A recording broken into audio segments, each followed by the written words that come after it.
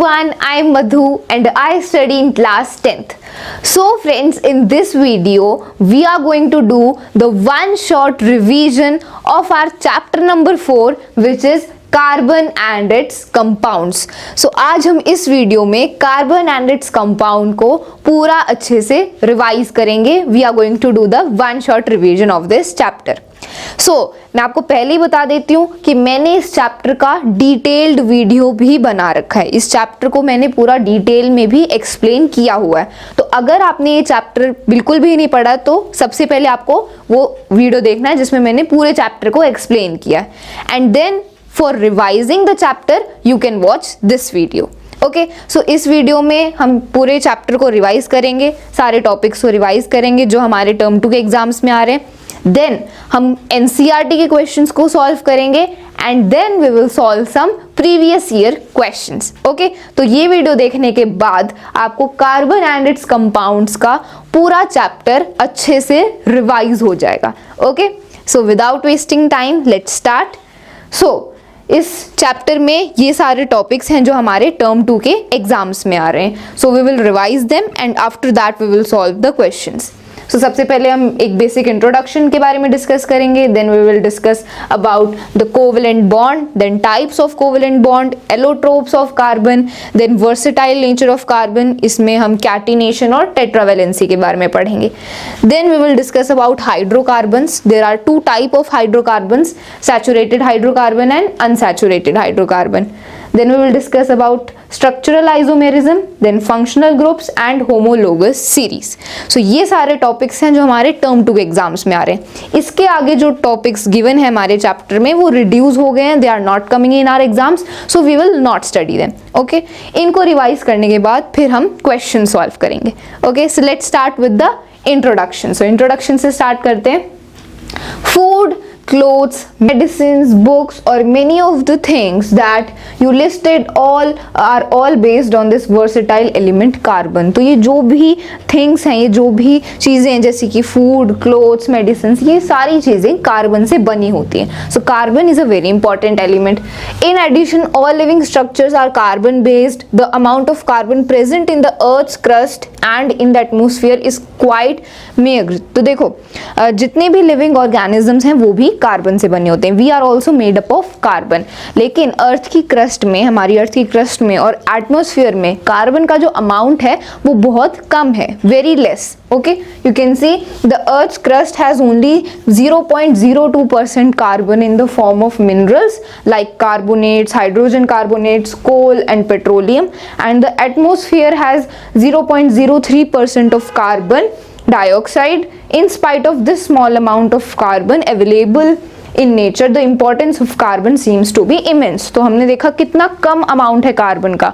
अर्थ की क्रस्ट में सिर्फ 0.02% कार्बन प्रेजेंट है, वो भी मिनरल्स की फॉर्म में जैसे कि कार्बोनेट्स, हाइड्रोजन कार्बोनेट्स, कोल, पेट्रोलियम. और एटमॉस्फेयर में कार्बन डाइऑक्साइड कितना है? 0.03% है, बहुत कम अमाउंट है. लेकिन कम अमाउंट होने के बाद भी कार्बन एलिमेंट की बहुत बड़ी इंपॉर्टेंस है. It has a very immense importance. Okay, तो अब देखेंगे कि कार्बन क्यों इंपॉर्टेंट है. Why is it such a versatile element? Okay, so आगे बढ़ते हैं. Now let's talk about the covalent bond. तो हमें पता है कि कार्बन एलिमेंट हमेशा कोवेलेंट बॉन्ड बनाता है. ठीक है, तो कोवेलेंट बॉन्ड क्या होता है?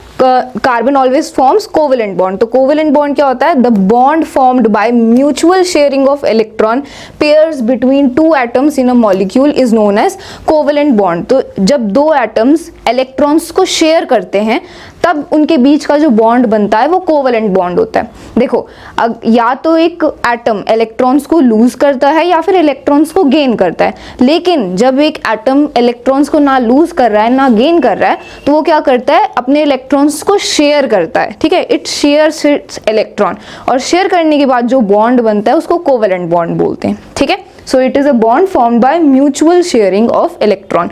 और कार्बन हमेशा कोवेलेंट बॉन्ड ही बनाता है, मतलब कार्बन अपने इलेक्ट्रॉन्स को शेयर करता है.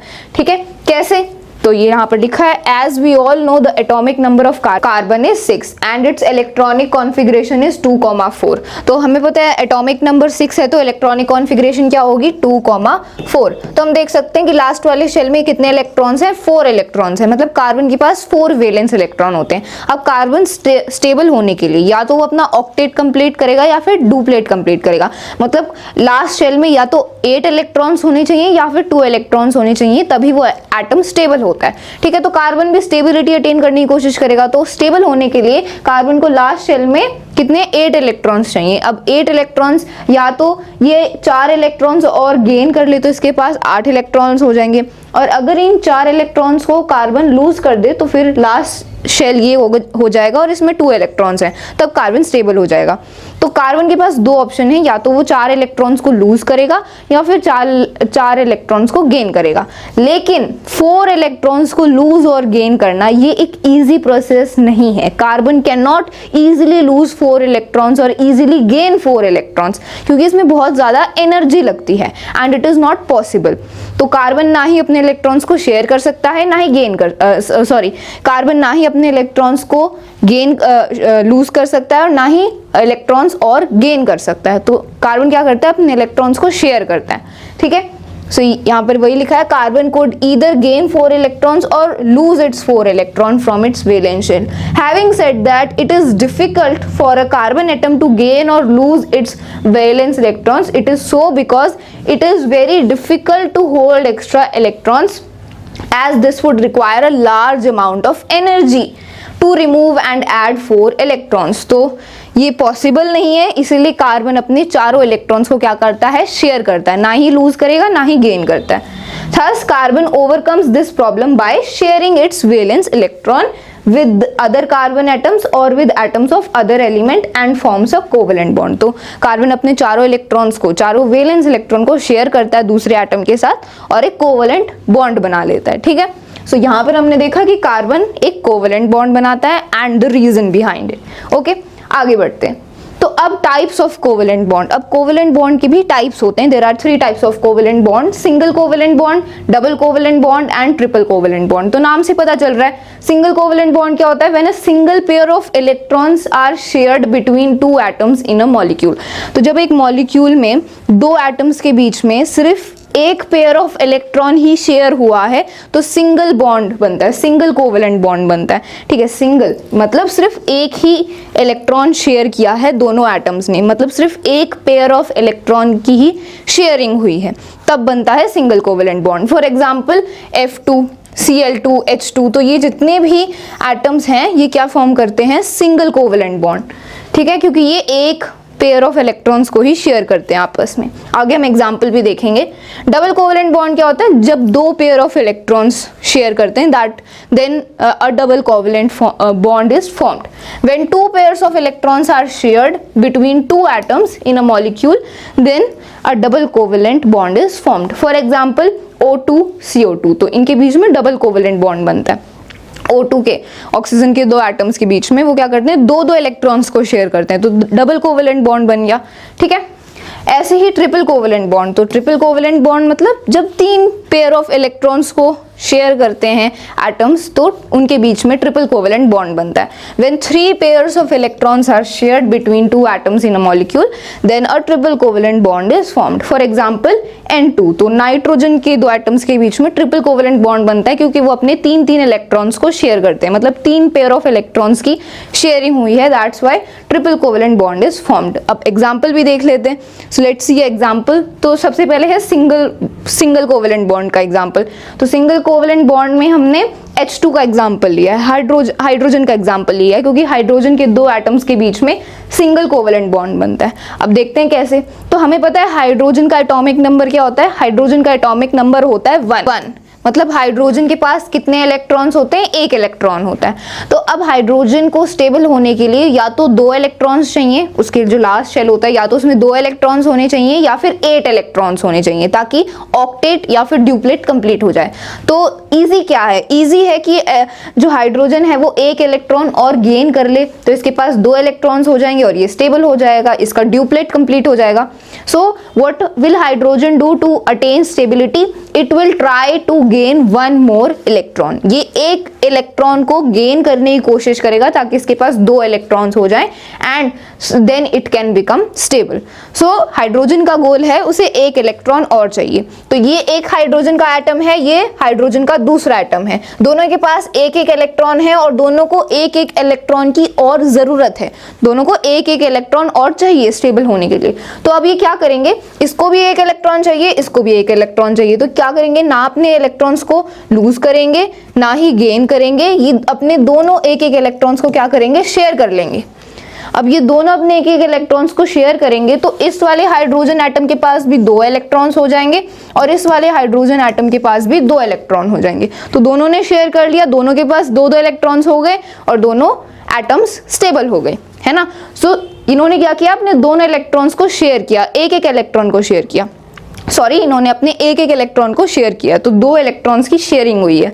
सो यहाँ पर इनके बीच में सिंगल कोवेलेंट बॉन्ड बन गया, 2 हाइड्रोजन एटम्स के बीच में सिंगल कोवेलेंट बॉन्ड बना है क्योंकि दोनों ने अपने एक एक इलेक्ट्रॉन को शेयर किया है। सो 1 pair of electron is shared between them, that's why a single covalent bond is formed. इसको रिप्रेजेंट कैसे करेंगे, रिप्रेजेंट करते हैं H और ये डैश लगा दो सिंगल H, मतलब दोनों हाइड्रोजन एटम के बीच में एक पेयर ऑफ इलेक्ट्रॉन शेयर हुआ है, मतलब सिंगल डैश मतलब सिंगल कोवेलेंट बॉन्ड बना है, एक पेयर ऑफ इलेक्ट्रॉन शेयर हुआ है, ठीक है। इसको रिप्रेजेंट ऐसे करते हैं। So this is example of single covalent bond. अब डबल कोवेलेंट बॉन्ड और ट्रिपल कोवेलेंट बॉन्ड का भी एग्जांपल देख लेते हैं। तो ऑक्सीजन के एटम्स के बीच में बनता है डबल कोवेलेंट बॉन्ड और नाइट्रोजन के एटम्स के बीच में बनता है ट्रिपल कोवेलेंट बॉन्ड। अब कैसे, तो देखो सबसे पहले ऑक्सीजन की बात करते हैं। तो ऑक्सीजन के एक एटम के पास कितने इलेक्ट्रॉन्स होते हैं, 8 इलेक्ट्रॉन्स होते हैं, क्योंकि ऑक्सीजन का एटॉमिक नंबर कितना होता है, 8 होता है। So oxygen is having 8 electrons, तो इसकी इलेक्ट्रॉनिक कॉन्फ़िगरेशन क्या होगी, 2,6। पहले शेल में 2 इलेक्ट्रॉन, लास्ट वाले शेल में 6 इलेक्ट्रॉन। तो अब ऑक्सीजन को स्टेबल होने के लिए क्या चाहिए, लास्ट शेल में उसे 8 इलेक्ट्रॉन्स चाहिए ताकि ऑक्टेट कंप्लीट हो जाए। सो 8 इलेक्ट्रॉन्स के लिए 2 इलेक्ट्रॉन्स की रिक्वायरमेंट और है, तो ऑक्सीजन को 2 इलेक्ट्रॉन्स और चाहिए। So oxygen will try to gain 2 more electrons to become stable, ठीक है।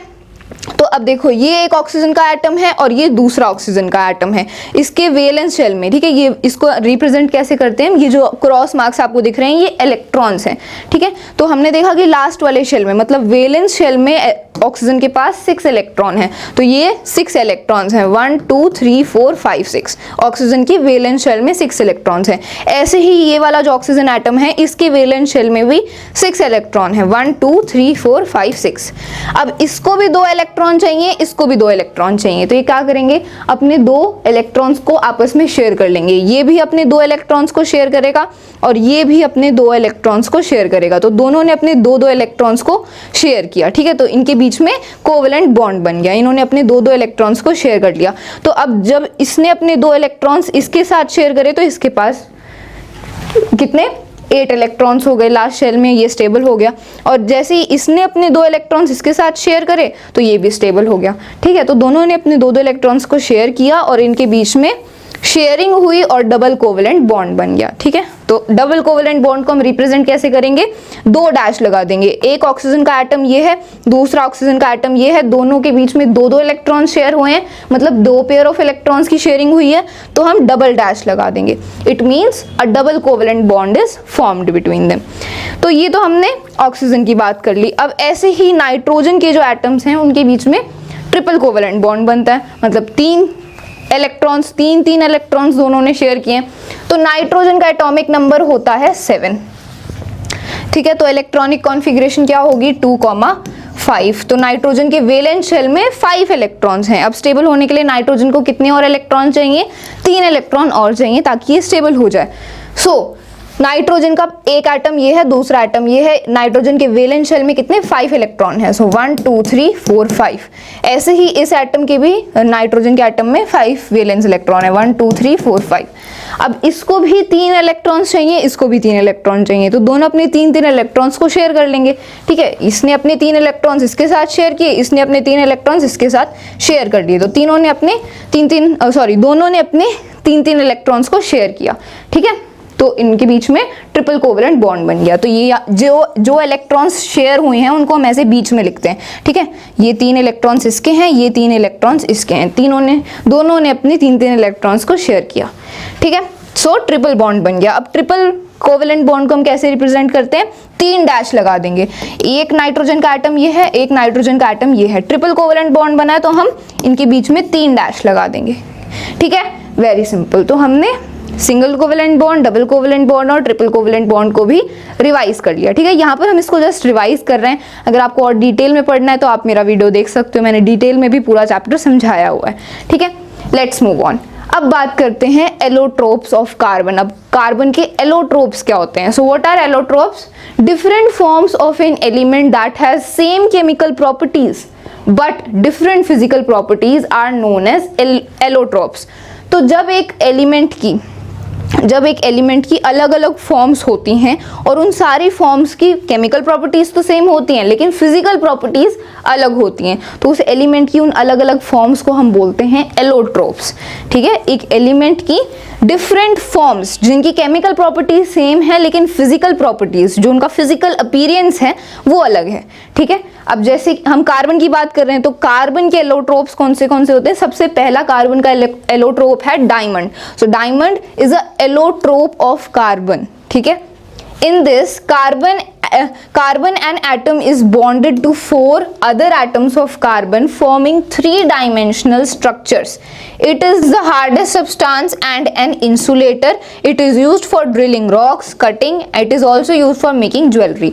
तो जैसा कि हमें पता है डायमंड कार्बन का एक एलोट्रोप है।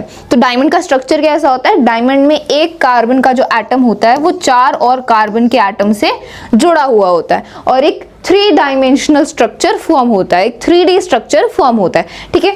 So diamond is the hardest substance known. जैसा कि हमें पता है diamond is the hardest substance known and it is a insulator. Diamond एक इंसुलेटर है, मतलब डायमंड इलेक्ट्रिसिटी को कंडक्ट नहीं करता है, it is a bad conductor of electricity, ठीक है। अब डायमंड इतना हार्ड होता है कि डायमंड को रॉक्स को ड्रिल करने के लिए या फिर कटिंग करने के लिए भी यूज किया जाता है and also used for making jewellery.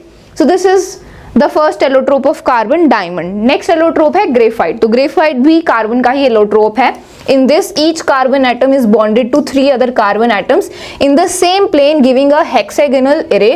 Graphite is smooth and slippery. Graphite is also very good conductor of electricity. तो ग्रेफाइट का स्ट्रक्चर कैसा होता है? ग्रेफाइट में एक कार्बन का एटम 3 और कार्बन के एटम से जुड़ा होता है, ठीक है। ये 3 और कार्बन के एटम से जुड़ा हुआ है एक ही प्लेन में, मतलब एक ही प्लेन में होते हैं ये, मतलब एक प्लेन में, और फिर ऐसे लेयर बाय लेयर इसका स्ट्रक्चर होता है, ठीक है। हेक्सागोनल, हेक्सागन का मतलब क्या होता है? एक ऐसा फिगर जिसमें 6 साइड्स होती हैं, ठीक है। 3 कार्बन के एटम्स आपस में जुड़े होते हैं एक ही प्लेन में और एक हेक्सागन टाइप का फिगर बनता है, और अरे मतलब ये ऐसे लेयर्स में होता है, ओके। और ग्रेफाइट का फिजिकल अपीयरेंस क्या होता है? ग्रेफाइट स्मूथ और स्लिपरी होता है, इसीलिए ग्रेफाइट को पेंसिल की लीड बनाने के लिए भी यूज किया जाता है। सो पेंसिल की जो लीड होती है जिससे आप लिखते हो, it is made of graphite, और ग्रेफाइट इलेक्ट्रिसिटी का एक अच्छा कंडक्टर है। So graphite is a good conductor of electricity. अगला एलोट्रोप है कार्बन का बुकमिंस्टर फुलरीन। सो इसको हम C60 भी बोलते हैं, ठीक है, C-60 बुकमिंस्टर फुलरीन, ठीक है। It is an allotrope of the carbon containing cluster of 60 carbon atoms joined together to form spherical molecules. It is dark solid at room temperature. तो this is the structure of Buckminster fullerene. एक carbon का जो atom है वो 60 carbon के atom से जुड़ा होता है और एक स्फेरिकल शेप फॉर्म करता है, ठीक है, एक स्फेरिकल शेप फॉर्म करता है। सो इट इज बुकमिंस्टर फुलरीन, इसलिए इसको हम C60 भी लिखते हैं, मतलब एक कार्बन का एटम 60 कार्बन के एटम्स आपस में जुड़े होते हैं और एक स्फेरिकल शेप बनता है, okay. So this is the third allotrope of carbon. तो एलोट्रोप्स ऑफ कार्बन हमने देख लिए। इन सब की केमिकल प्रॉपर्टी सेम है, सारे के कार्बन के एटम से ही बने हैं, लेकिन सबकी फिजिकल प्रॉपर्टीज अलग अलग है, ठीक है। Then versatile nature of carbon. तो कार्बन एटम का जो नेचर होता है वो बहुत ही वर्सेटाइल होता है, यूनिक होता है, ठीक है। कार्बन एलिमेंट का जो नेचर है वो बहुत वर्सेटाइल होता है। अब क्यों होता है? So there are two reasons और two factors for the versatile nature of carbon. तो पहला फैक्टर है कैटिनेशन। अब कैटिनेशन क्या होता है इसको डिस्कस करते हैं। So catenation is basically the self linking property of carbon atom through the covalent bonds to form long straight branched and rings of different sizes is called catenation.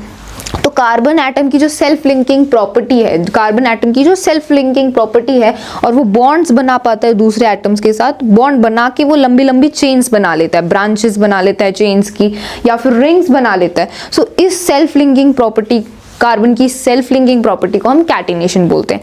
So this is very very important, ये बहुत ही important property है carbon की, और इसी property की वजह से carbon इतने सारे एटम्स के साथ बॉन्ड बना पाता है, ठीक है, कोवेलेंट बॉन्ड बना पाता है, because it easily forms a link, it easily forms a bond between the atoms, और बॉन्ड बना के वैसे ब्रांच्ड, स्ट्रेट और रिंग्स बना लेता है चेन की, ठीक है। This property is due to the small size of atom. ऐसे बना क्यों पाता है carbon atoms chain? So there are two reasons for that. Small size of the carbon atom, carbon atom का जो साइज होता है वो बहुत छोटा होता है, that's why it is easily able to form bonds. Then the great strength of the carbon-carbon bond. तो कार्बन-कार्बन बॉन्ड मतलब दो कार्बन के एटम के बीच का जो कोवेलेंट बॉन्ड बनता है उसके बीच में बहुत स्ट्रेंथ होती है, मतलब उनके बीच में काफ़ी स्ट्रेंथ होती है। दो कार्बन एटम्स के बीच का जो बॉन्ड है उसको कार्बन-कार्बन बॉन्ड बोलेंगे, ठीक है। तो कार्बन-कार्बन बॉन्ड होता है, उसमें काफ़ी स्ट्रेंथ होती है। So these are the two reasons by which the carbon atom is able to make bonds with other atoms very easily, ठीक है। यहाँ पर आप देख सकते हो कि कार्बन का एटम दूसरे कार्बन के एटम्स के साथ ऐसे बॉन्ड बना के लंबी चेन बना ली, तो ये स्ट्रेट चेन बन गई कार्बन एटम्स की, ठीक है। ब्रांच चेन भी बन जाती है, जैसे कार्बन के एटम ने इसके साथ बॉन्ड बनाया, फिर इस कार्बन के एटम ने इस कार्बन के एटम के साथ बॉन्ड बनाया, तो ये चेन बन गई, ठीक है, ब्रांच्ड चेन बन गई। क्लोज चेन, देखो यहाँ पर ये कार्बन का एटम था, ये तीनों थे, इन्होंने आपस में बना लिया और ये क्लोज चेन बन गई, ऐसे ही यहाँ पर, ऐसे ही यहाँ पर, ठीक है। तो कार्बन की इस प्रॉपर्टी को हम कैटिनेशन बोलते हैं। आगे बढ़ते हैं। So the second reason for the versatile nature or second factor for the versatile nature of carbon is the tetravalent nature of carbon. पहला फैक्टर था कैटिनेशन, ठीक है। कैटिनेशन की वजह से, कैटिनेशन प्रॉपर्टी की वजह से कार्बन इतना वर्सेटाइल है, यूनिक है। दूसरा नेचर होता है टेट्रावेलेंट नेचर, या फिर इसको आप टेट्रावेलेंसी भी बोल सकते हो। So what is tetravalent nature of carbon?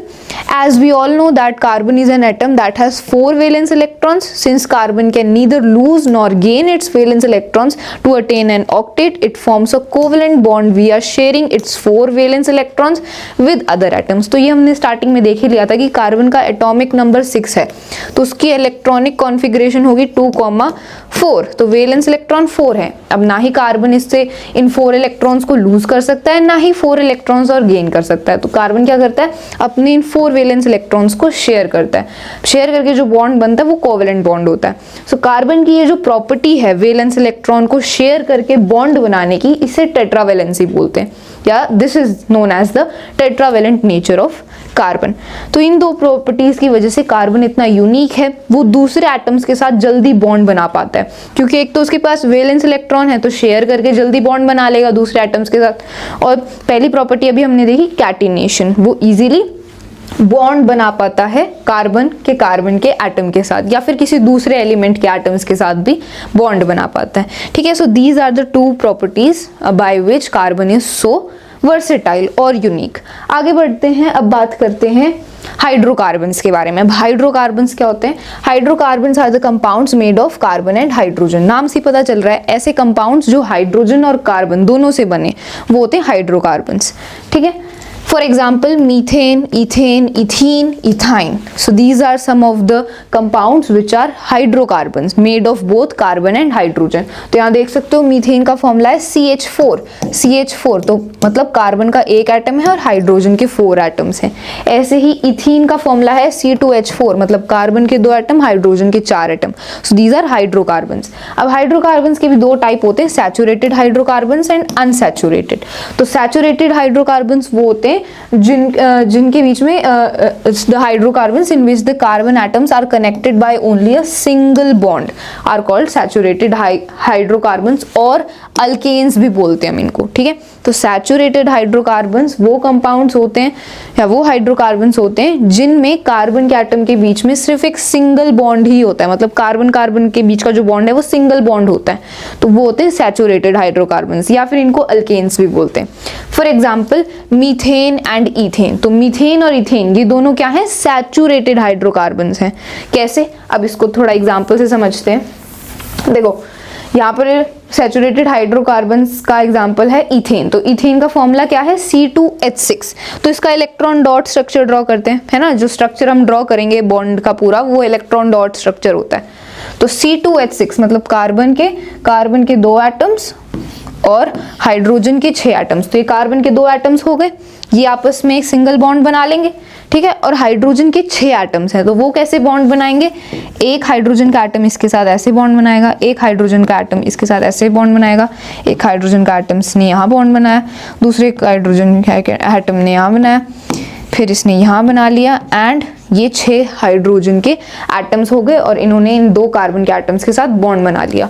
तो आप देख सकते हो कि यहाँ पर कार्बन के पास 4 वैलेंस इलेक्ट्रॉन्स थे, इसके पास भी 4 वैलेंस इलेक्ट्रॉन थे, और इनको भी एक एक इलेक्ट्रॉन की जरूरत थी, तो इन्होंने आपस में शेयर कर लिया और बॉन्ड बना लिया। सो this is the electron dot structure of ethane, ठीक है। अब हम देख सकते हैं कि दोनों जो कार्बन एटम्स हैं उनके बीच में सिंगल बॉन्ड है, मतलब एक एक इलेक्ट्रॉन की ही शेयरिंग हुई है ना। हम देख सकते हैं दोनों के बीच में सिंगल बॉन्ड है, तो जब सिंगल बॉन्ड होता है तो ऐसे हाइड्रोकार्बन को हम सैचुरेटेड हाइड्रोकार्बन बोलते हैं, क्योंकि दोनों कार्बन एटम के बीच में सिंगल बॉन्ड है, ठीक है।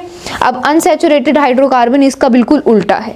The hydrocarbons in which the carbon atoms are connected by double और triple bonds are called unsaturated hydrocarbons, और यू कैन से अल्कीन्स और अल्काइंस। तो ऐसे हाइड्रोकार्बन्स जिसमें कार्बन एटम्स के बीच में डबल या फिर ट्रिपल बॉन्ड है, that are known as unsaturated hydrocarbons. For example, ethene and ethyne. ethene and ethyne. तो यहाँ पर एग्जाम्पल लेते हैं हम ethene का, तो ethene का फॉर्मूला होता है C2H4। तो इसका इलेक्ट्रॉन डॉट स्ट्रक्चर ड्रॉ करते हैं, तो C2H4 मतलब कार्बन के 2 एटम हैं और हाइड्रोजन के 4 एटम्स हैं, तो बॉन्ड कैसे बनेगा, देखो कार्बन के एटम के बीच में ये मान लो सिंगल बॉन्ड बन गया यहाँ पर, ठीक है।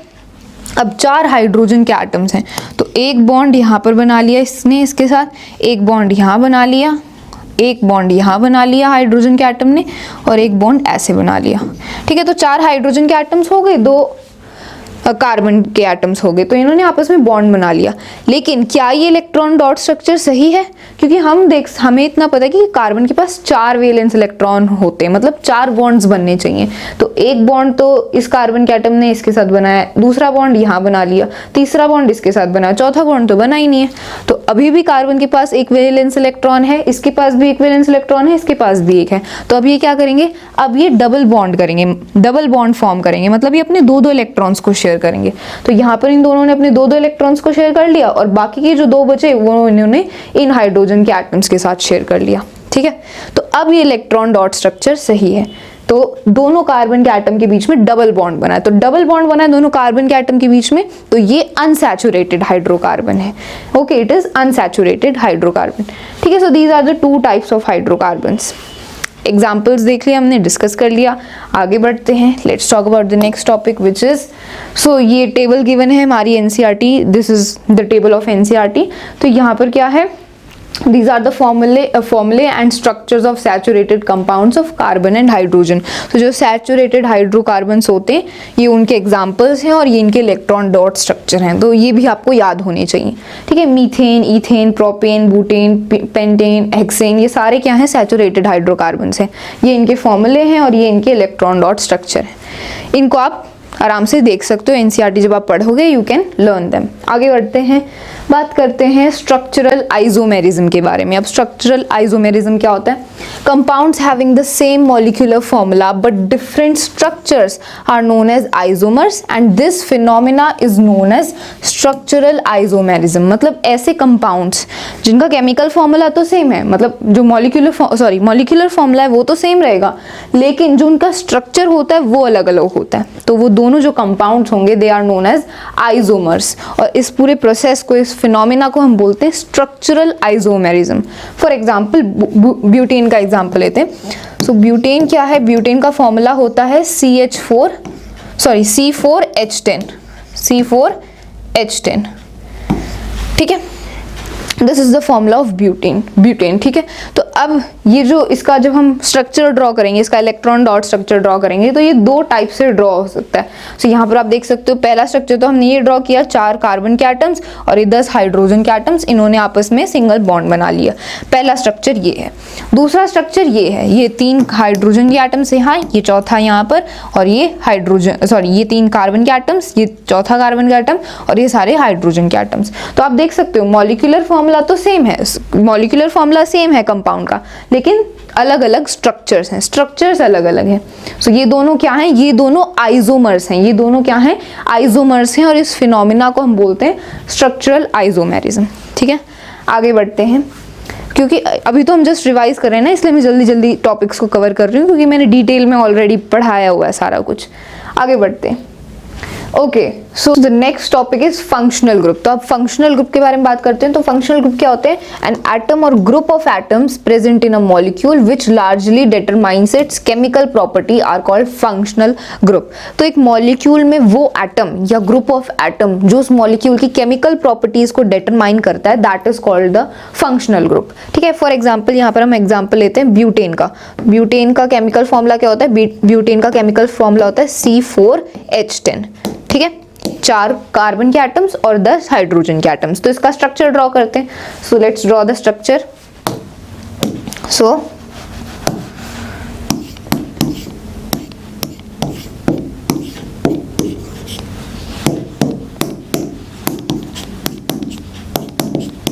ठीक है, तो ये ब्यूटेन का स्ट्रक्चर है।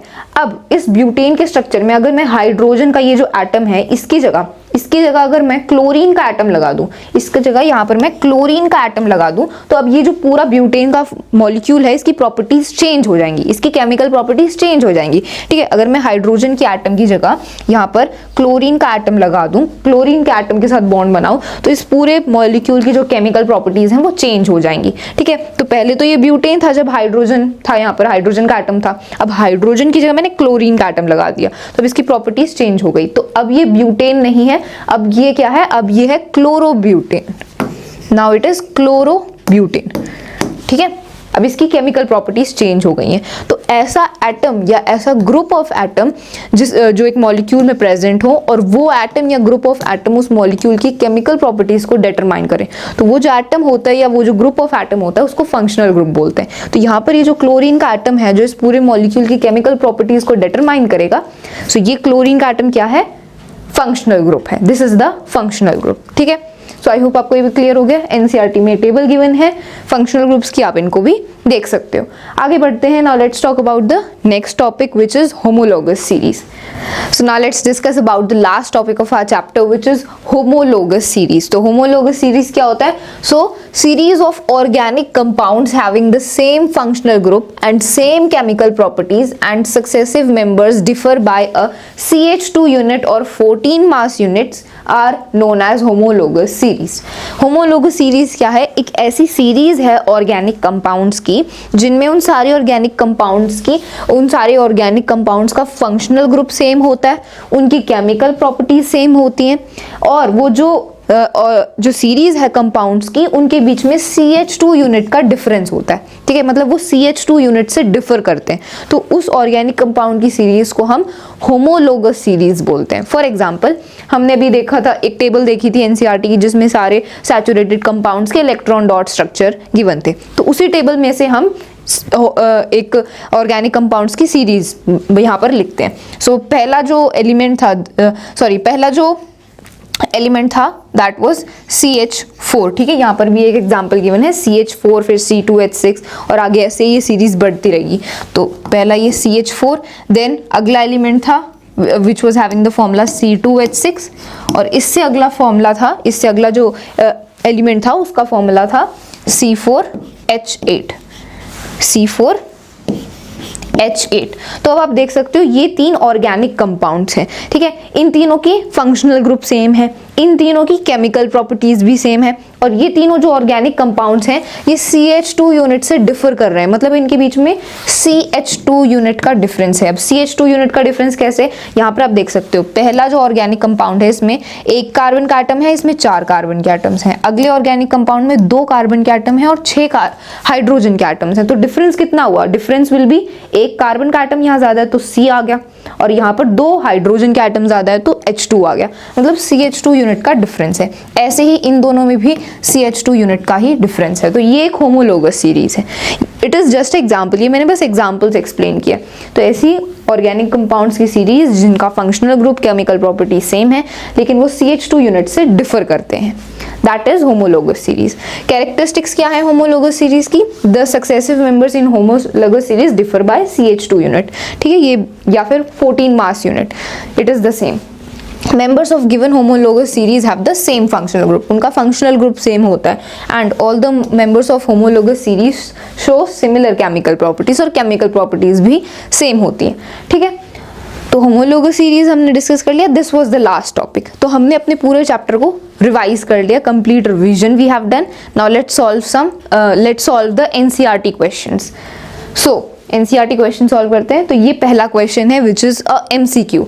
So क्वेश्चन है, ethane with the molecular formula C2H6 has 6 covalent bond, 7 covalent bonds, 8 covalent bonds और 9 कोवेलेंट बॉन्ड। तो हमें बताना है कि ये जो हमारा इथेन है इसका मॉलिक्यूलर फॉर्मूला ये है, इसमें कितने कोवेलेंट बॉन्ड्स बनते हैं, ठीक है। तो हमें नंबर ऑफ कोवेलेंट बॉन्ड बताना है। कैसे बताएंगे, पहले तो हमें स्ट्रक्चर ड्रॉ करना पड़ेगा, we have to draw the electron dot structure.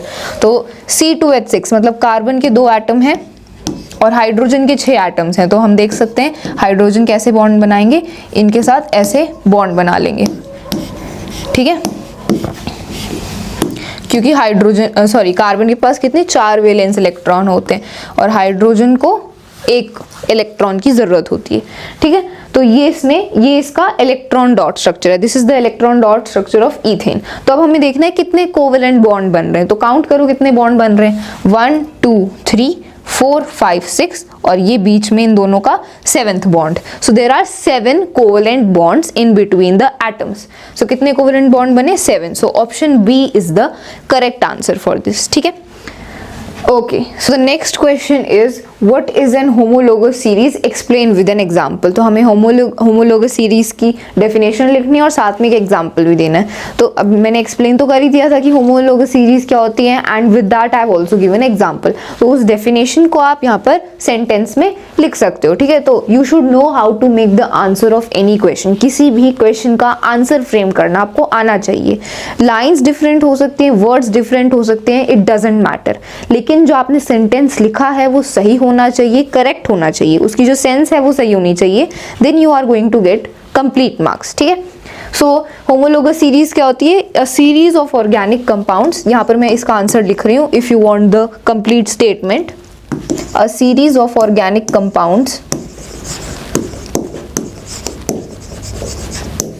Okay. So this is the answer of the question. ये पूरा मैंने इसको स्टेटमेंट में लिख दिया है। एग्जाम्पल आप देख सकते हो, एग्जाम्पल यू कैन राइट जो भी हमने डिस्कस किया था, जैसे for example CH4 then C2H6 and then C4H8, ठीक है। तो ये एग्जाम्पल भी आप दे सकते हो, okay. So this is the example. अगला क्वेश्चन है, why are carbon and its compound used as fuels for most applications, ठीक है। तो कार्बन और उसके जो कार्बन के जो कंपाउंड्स होते हैं उनको हम फ्यूल्स एज अ फ्यूल क्यों यूज करते हैं ज़्यादा से ज़्यादा एप्लीकेशंस के लिए, मतलब हम फ्यूल्स कार्बन और कार्बन के कंपाउंड्स के फ्यूल्स को ज़्यादा यूज क्यों करते हैं। So this is the question. So हम कार्बन और कार्बन के कंपाउंड्स को एज अ फ्यूल इसीलिए यूज करते हैं बिकॉज जब कार्बन और हाइड्रोजन बर्न करते हैं एयर में तो वो बहुत ज़्यादा हीट और लाइट प्रोड्यूस करते हैं। They are having a very high calorific value. Calorific value मतलब कितनी हीट प्रोड्यूस हो रही है जब कंबशन हो रही है, जब वो बर्न हो रहे हैं तो कितनी हीट प्रोड्यूस हो रही है, that is called the calorific value, ठीक है। तो जब कार्बन के जो फ्यूल्स बर्न करते हैं तब वो बहुत हीट प्रोड्यूस करते हैं, लाइट प्रोड्यूस करते हैं and they are having high calorific value, इसीलिए हम कार्बन और उसके कंपाउंड्स को एज अ फ्यूल यूज करते हैं। So the answer for this will be carbon and its compounds So this is the answer of this question. Carbon and its compounds are used as fuels because they have high calorific values and give out a lot of energy and heat. यहाँ पर heat भी आ जाएगा, ठीक है. So this is the answer of both of the questions. You can note them if you want. तो अब बढ़ते हैं अगले क्वेश्चन की तरफ, which is give a test that can be used to differentiate between saturated and unsaturated hydrocarbons. तो हमने देखा था हाइड्रोकार्बन्स के दो टाइप होते हैं, saturated hydrocarbons and unsaturated hydrocarbons. अब हमें एक ऐसा टेस्ट बताना है जिस टेस्ट की हेल्प से हम ये डिफरेंशिएट कर पाएं कि कौन सा सैचुरेटेड हाइड्रोकार्बन है, कौन सा अनसैचुरेटेड हाइड्रोकार्बन है. तो सैचुरेटेड हाइड्रोकार्बन्स कौन से होते हैं? वो हाइड्रोकार्बन्स जिनमें कार्बन एटम के बीच में सिंगल बॉन्ड होता है, और अनसैचुरेटेड वो होते हैं जिनमें कार्बन एटम के बीच में डबल या ट्रिपल बॉन्ड होता है, ठीक है. तो अब हमें एक ऐसा टेस्ट चाहिए जिसकी हेल्प से हम दोनों के बीच में डिफरेंशिएट कर पाएं. So the test for differentiating between saturated and unsaturated hydrocarbons is the bromine water test. मतलब हम ब्रोमीन वाटर का यूज करते हैं सैचुरेटेड और अनसैचुरेटेड हाइड्रोकार्बन्स में डिफरेंशिएट करने के लिए. क्या करते हैं? ब्रोमीन को जब हम वाटर में मिक्स करते हैं, जब उसका सोल्यूशन बनाते हैं, so that solution is known as bromine water. सो ये हमारा बीकर है, इसमें मान लो ये ब्रोमीन वाटर है. This is bromine water. अब जो ब्रोमीन वाटर होता है उसका कलर होता है ब्राउनिश रेड कलर का कुछ कलर होता है इसका, ठीक है. और जब इसमें हम जब अनसैचुरेटेड हाइड्रोकार्बन डालेंगे, मतलब जब इसमें हम अनसैचुरेटेड हाइड्रोकार्बन का कोई सोल्यूशन डालेंगे, तो इसका जो कलर है वो डीकलराइज हो जाएगा. मतलब इसका जो ब्राउनिश रेड कलर होता है वो डीकलराइज हो जाता है, इसका कलर फीका हो जाता है, ठीक है. और अगर हम इसमें सैचुरेटेड हाइड्रोकार्बन डालेंगे तो इस पर कोई भी इफेक्ट नहीं पड़ता. ये जो सैचुरेटेड हाइड्रोकार्बन है ये ब्रोमीन वाटर के साथ रिएक्ट ही नहीं करता है, तो कोई भी कलर में चेंज नहीं आता है. तो सिंपल टेस्ट है ब्रोमीन वाटर टेस्ट. अगर हम अनसैचुरेटेड हाइड्रोकार्बन को ऐड करेंगे तो इसका जो ब्राउनिश रेड कलर होता है ब्रोमीन वाटर का वो डीकलराइज हो जाता है. और जब हम सैचुरेटेड हाइड्रोकार्बन ऐड करते हैं तो कोई भी चेंज हमें नहीं देखने को मिलता. It does not react with bromine water. Okay, so अब इसको स्टेटमेंट की फॉर्म में लिख देते हैं.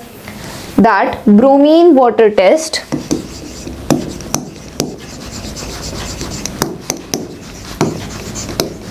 Okay, so this is the answer for this question. Bromine water test is used to differentiate between the unsaturated and saturated hydrocarbons. Saturated hydrocarbons do not react with bromine water, whereas unsaturated hydrocarbons change the color of bromine water. Okay, so you can note it down if you want. Now let's move on and talk about some previous year questions. तो अब हम कुछ previous year questions के बारे में बात करते हैं. एनसीईआरटी में जो हमारे चैप्टर से रिलेटेड जितने भी क्वेश्चंस थे उनको हमने डिस्कस कर लिया. Now let's talk about some previous year questions. So the first question is, what is the difference in the molecular formula of any two consecutive members of a homologous series of organic compounds? मतलब एक homologous series में successive जो compounds होते हैं, मतलब एक के बाद consecutive जो compounds होते हैं, मतलब एक के बाद जो अगला compound है उनके बीच में कितने यूनिट का डिफरेंस होता है. तो अभी हमने डिस्कस किया था that there is a difference of CH2 unit. ठीक है, CH2 यूनिट का डिफरेंस होता है. So CH2 is the answer, is the difference in the molecular formula of any two consecutive members of a homologous series of organic compounds. ठीक है. सो अगर आपने अच्छे से वीडियो को सुना है, चैप्टर अच्छे से पढ़ा है, तो आप इनको आंसर कर सकते हो. Okay, then next question is, state two characteristics features of carbon which when put together give rise to large number of carbon compounds. तो ऐसी दो फीचर्स का हमें, ऐसी दो कैरेक्टरिस्टिक फीचर्स का नाम बताना है जिनकी वजह से कार्बन बहुत सारे कंपाउंड्स बना पाता है. तो हमें पता है कि कार्बन की ऐसी दो प्रॉपर्टीज होती हैं which is catenation and tetravalency of carbon. तो इन दो प्रॉपर्टीज की वजह से, इन दो कैरेक्टरिस्टिक्स की वजह से कार्बन इतने सारे कंपाउंड्स फॉर्म कर पाता है. क्योंकि हमें पता है कैटिनेशन क्या होती है, self linking property of carbon. Carbon के एटम का साइज बहुत छोटा है, कार्बन बॉन्ड के बीच में स्ट्रेंथ ज्यादा होती है, इसलिए कार्बन दूसरे एटम के साथ जल्दी बॉन्ड बना पाता है. बॉन्ड बनाता है तो इजिली बॉन्ड बना पाता है तो कंपाउंड्स भी फॉर्म कर पाता है। और अगली प्रॉपर्टी थी, सेकंड प्रॉपर्टी थी टेट्रावेलेंसी। सो कार्बन के पास 4 वैलेंस इलेक्ट्रॉन होते हैं, तो ना वो गेन कर सकता है ना लूज कर सकता है, शेयर करता है। तो कोवेलेंट बॉन्ड बनाना पड़ता है। बॉन्ड बनेगा तो वो जितना बॉन्ड बना पाएगा, जितने इजीली बॉन्ड बना पाएगा, उतने ही ज्यादा कंपाउंड्स को फॉर्म करेगा। सो इन्हीं 2 कैरेक्टरिस्टिक्स की वजह से कार्बन इतने सारे कंपाउंड्स फॉर्म कर पाता है। ठीक है, so these are 2 important previous questions. आगे बात करते हैं।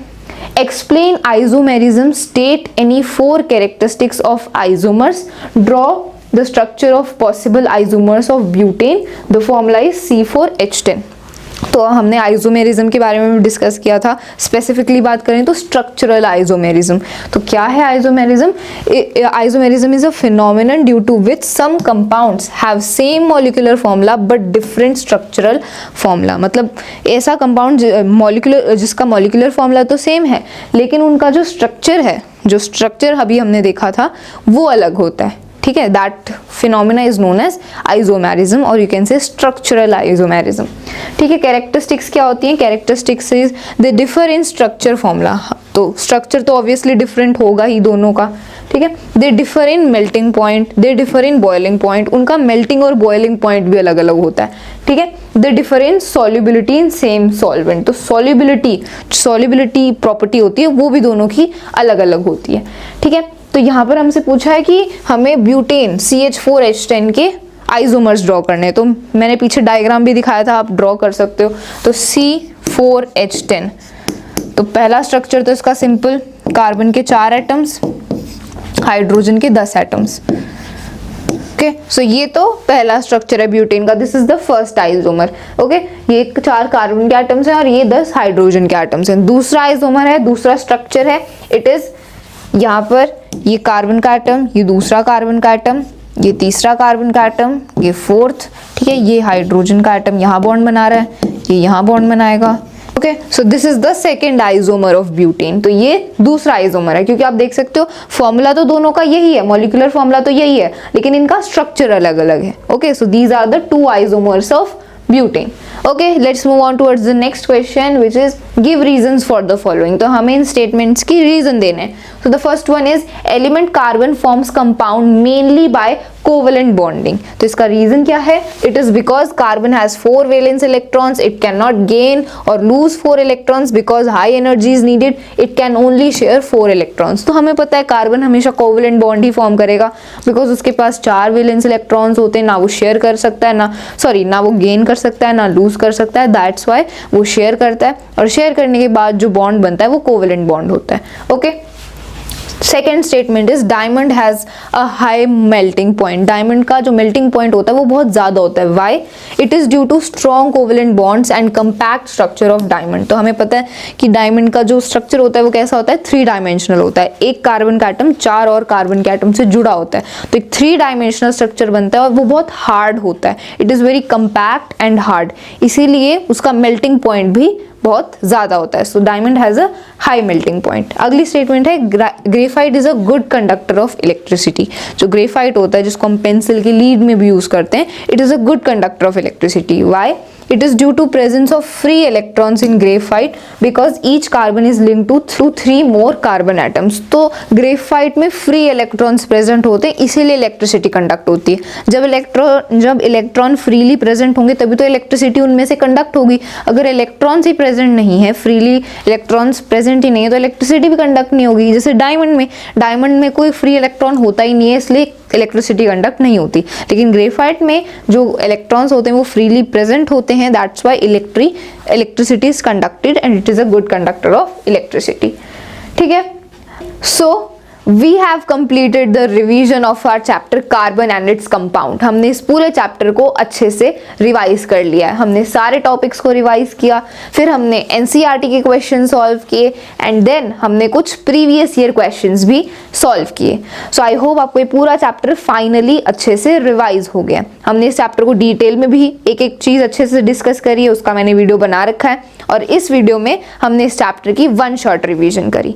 ओके, सो अब आपको ज्यादा से ज्यादा क्वेश्चंस प्रैक्टिस करने, ज्यादा से ज्यादा रिटन प्रैक्टिस करनी है, so that you will become perfect in this chapter. Okay, so मिलते हैं अगले वीडियो में।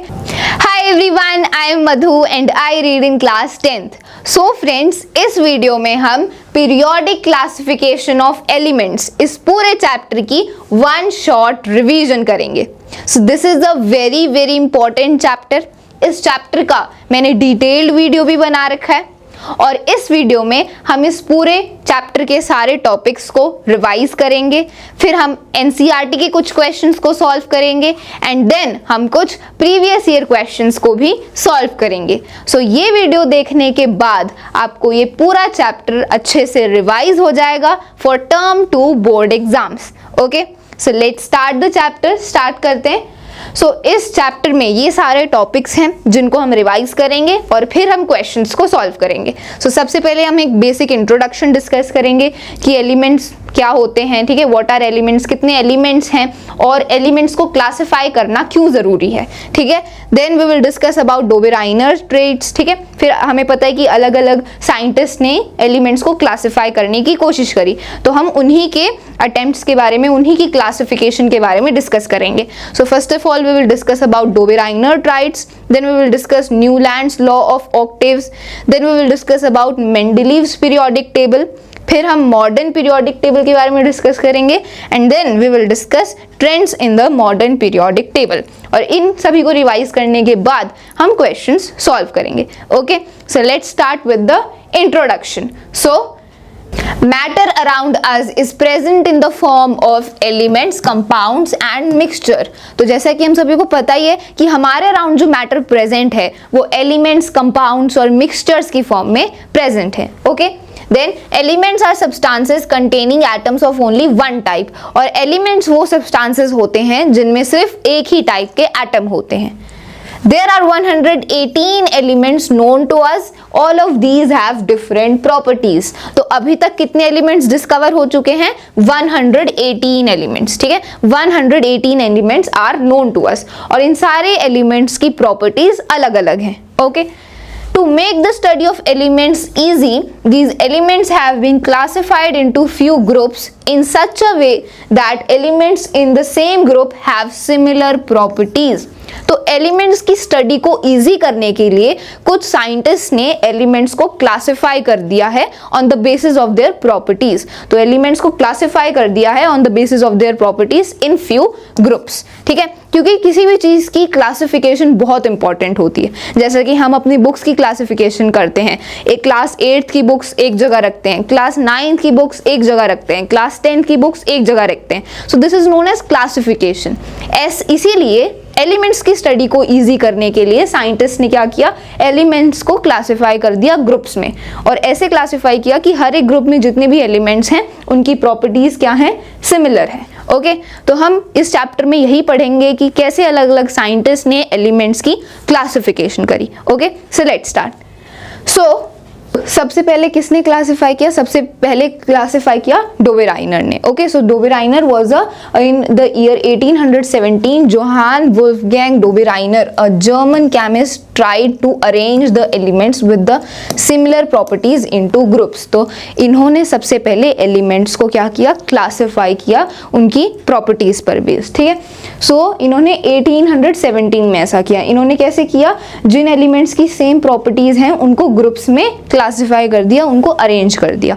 ठीक है, he identified some groups having 3 elements each, so he called these groups triads. और उन्होंने हर एक ग्रुप में 3-3 एलिमेंट्स को ग्रुप करा, मतलब 3 एलिमेंट्स का एक ग्रुप, उन तीनों एलिमेंट्स की सेम प्रॉपर्टीज होंगी. ऐसे 3-3 एलिमेंट्स का उन्होंने ग्रुप बनाया और उन 3 एलिमेंट्स के ग्रुप को उन्होंने नाम दिया ट्रायड्स. ठीक है, नाम से पता चल रहा है ट्रायड्स मतलब 3. तो एक ग्रुप में 3 एलिमेंट्स होते थे, तो ऐसे 3-3 के ग्रुप में उन्होंने सारे एलिमेंट्स को तो नहीं किया, 3-3 के ग्रुप में एलिमेंट्स को क्लासिफाई कर दिया. Okay, In a triad, the elements were arranged in increasing order of their atomic masses. और हर एक ट्रायड में जो एलिमेंट्स थे वो increasing order of their atomic mass में अरेंज थे. मतलब कि जैसे मान लो एक ट्रायड है, उसमें 3 एलिमेंट है, let's say magnesium, lithium I am just giving example, मैं बस एग्जाम्पल दे रही हूँ, ठीक है। और तीसरा एलिमेंट है कैल्शियम। तो उन्होंने इन तीनों को ऐसे अरेंज किया in the increasing order of their atomic masses, मतलब इसका एटॉमिक मास जो होगा, फिर जो लिथियम का एटॉमिक मास होगा वो इससे ज़्यादा होगा, और फिर कैल्शियम का एटॉमिक मास इन दोनों से ज़्यादा होगा। तो एटॉमिक मास ऐसे इंक्रीज हो रहा है असेंडिंग ऑर्डर में। एटॉमिक मास को उन्होंने, जिस एलिमेंट का सबसे कम मास एटॉमिक मास है वो सबसे पहले, फिर उससे ज़्यादा, फिर उससे ज़्यादा, फिर उससे ज़्यादा, ऐसे उन्होंने अरेंज किया, ठीक है। The atomic mass of the middle element was रफली the average of the atomic masses of the other two elements. और इस ऐसे अरेंज किया उन तीनों एलिमेंट्स को एक ट्रायड में कि जो बीच वाला एलिमेंट होता है ना, उसका जो एटॉमिक मास है इट इज़ रफली equal to the average of the atomic mass of the other two elements. मतलब तीन अगर एलिमेंट्स हैं 1, 2 और 3, ये तीन एलिमेंट्स हैं एक ट्रायड में, तो पहले और लास्ट वाला जो एलिमेंट है, इन दोनों का जो एवरेज आएगा ना, इन दोनों के एटॉमिक मास का जो एवरेज आएगा वो इसके एटॉमिक मास के इक्वल होगा। इस तरह से डोबेराइनर ने इनको अरेंज किया कि जो बीच वाला एलिमेंट होगा उसका एटॉमिक मास इक्वल होगा पहले और लास्ट वाले के एटॉमिक मास के एवरेज के, ठीक है। सो पहले और लास्ट वाले एलिमेंट का एटॉमिक मास का जो एवरेज आएगा it will be equal to the atomic mass of the middle element. इस तरह से उन्होंने एलिमेंट्स को एक ट्रायड में अरेंज किया, ठीक है। इतना हमें क्लियर हो गया, आगे बढ़ते हैं। अब यहाँ पर ये डोबेराइनर के ट्राइड्स के एग्जाम्पल भी गिवन है, ठीक है। तो एक ट्राइड में ये तीन एलिमेंट्स हैं, लिथियम, सोडियम और पोटेशियम, ठीक है। लिथियम का एटॉमिक मास है 6.9, सोडियम का एटॉमिक मास है 23 और पोटेशियम का एटॉमिक मास है 39, ठीक है।